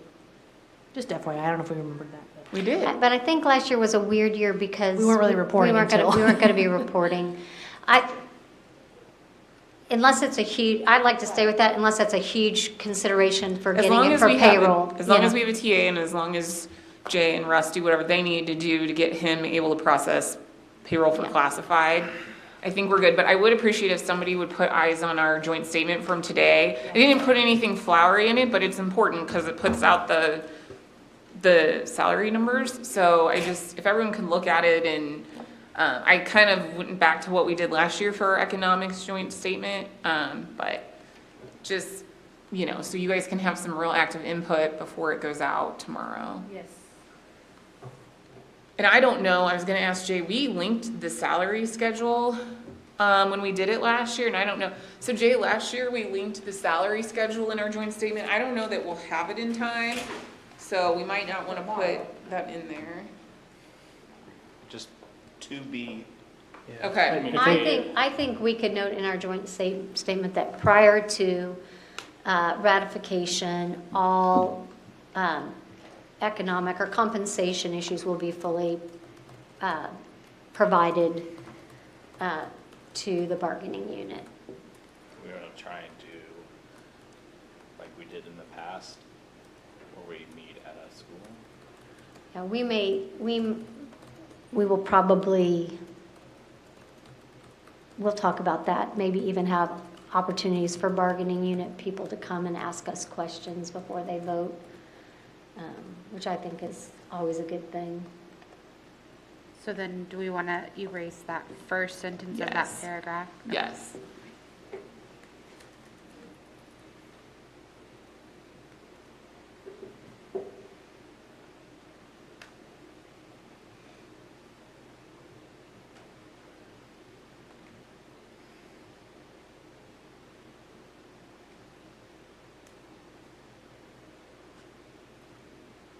I don't think we're gonna have that range today. If I can get it, I'll put it in.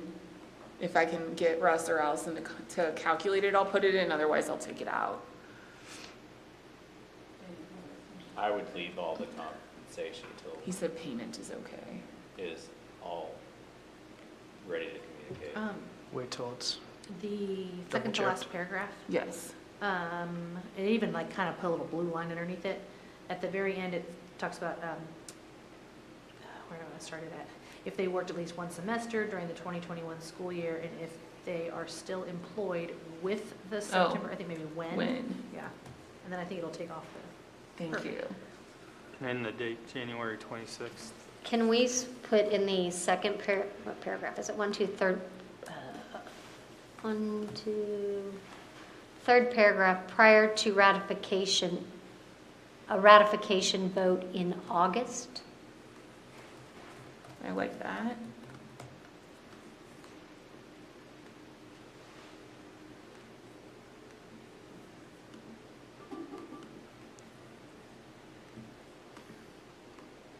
So we're gonna provide NEA-Shawnee Mission will provide the compensation information. Yeah, well, before we vote, we always put something Okay, out got it. again. That's what I'm saying, that will include the salary schedule, will include what that impact of that, the health insurance is, I think. So do you think that it would be better to say will be provided by the team? Because I don't think that that information is strictly going to be coming from us, but I guess it doesn't We could say matter. from the team to professional employees and NEA-Shawnee Mission will hold something, something, something. I like that. By the team to professional employees, or we could say provided by the team and We've done an information session. What'd you NEASM say? will We've done an hold information session. informational sessions for, Mhm. like something like that. Yeah, we did a video Mm-hmm. one year. We did a video. Oh, gosh. And this is just my point of view, that whole first sentence of that third paragraph, it throws people off You just want to not put it in there?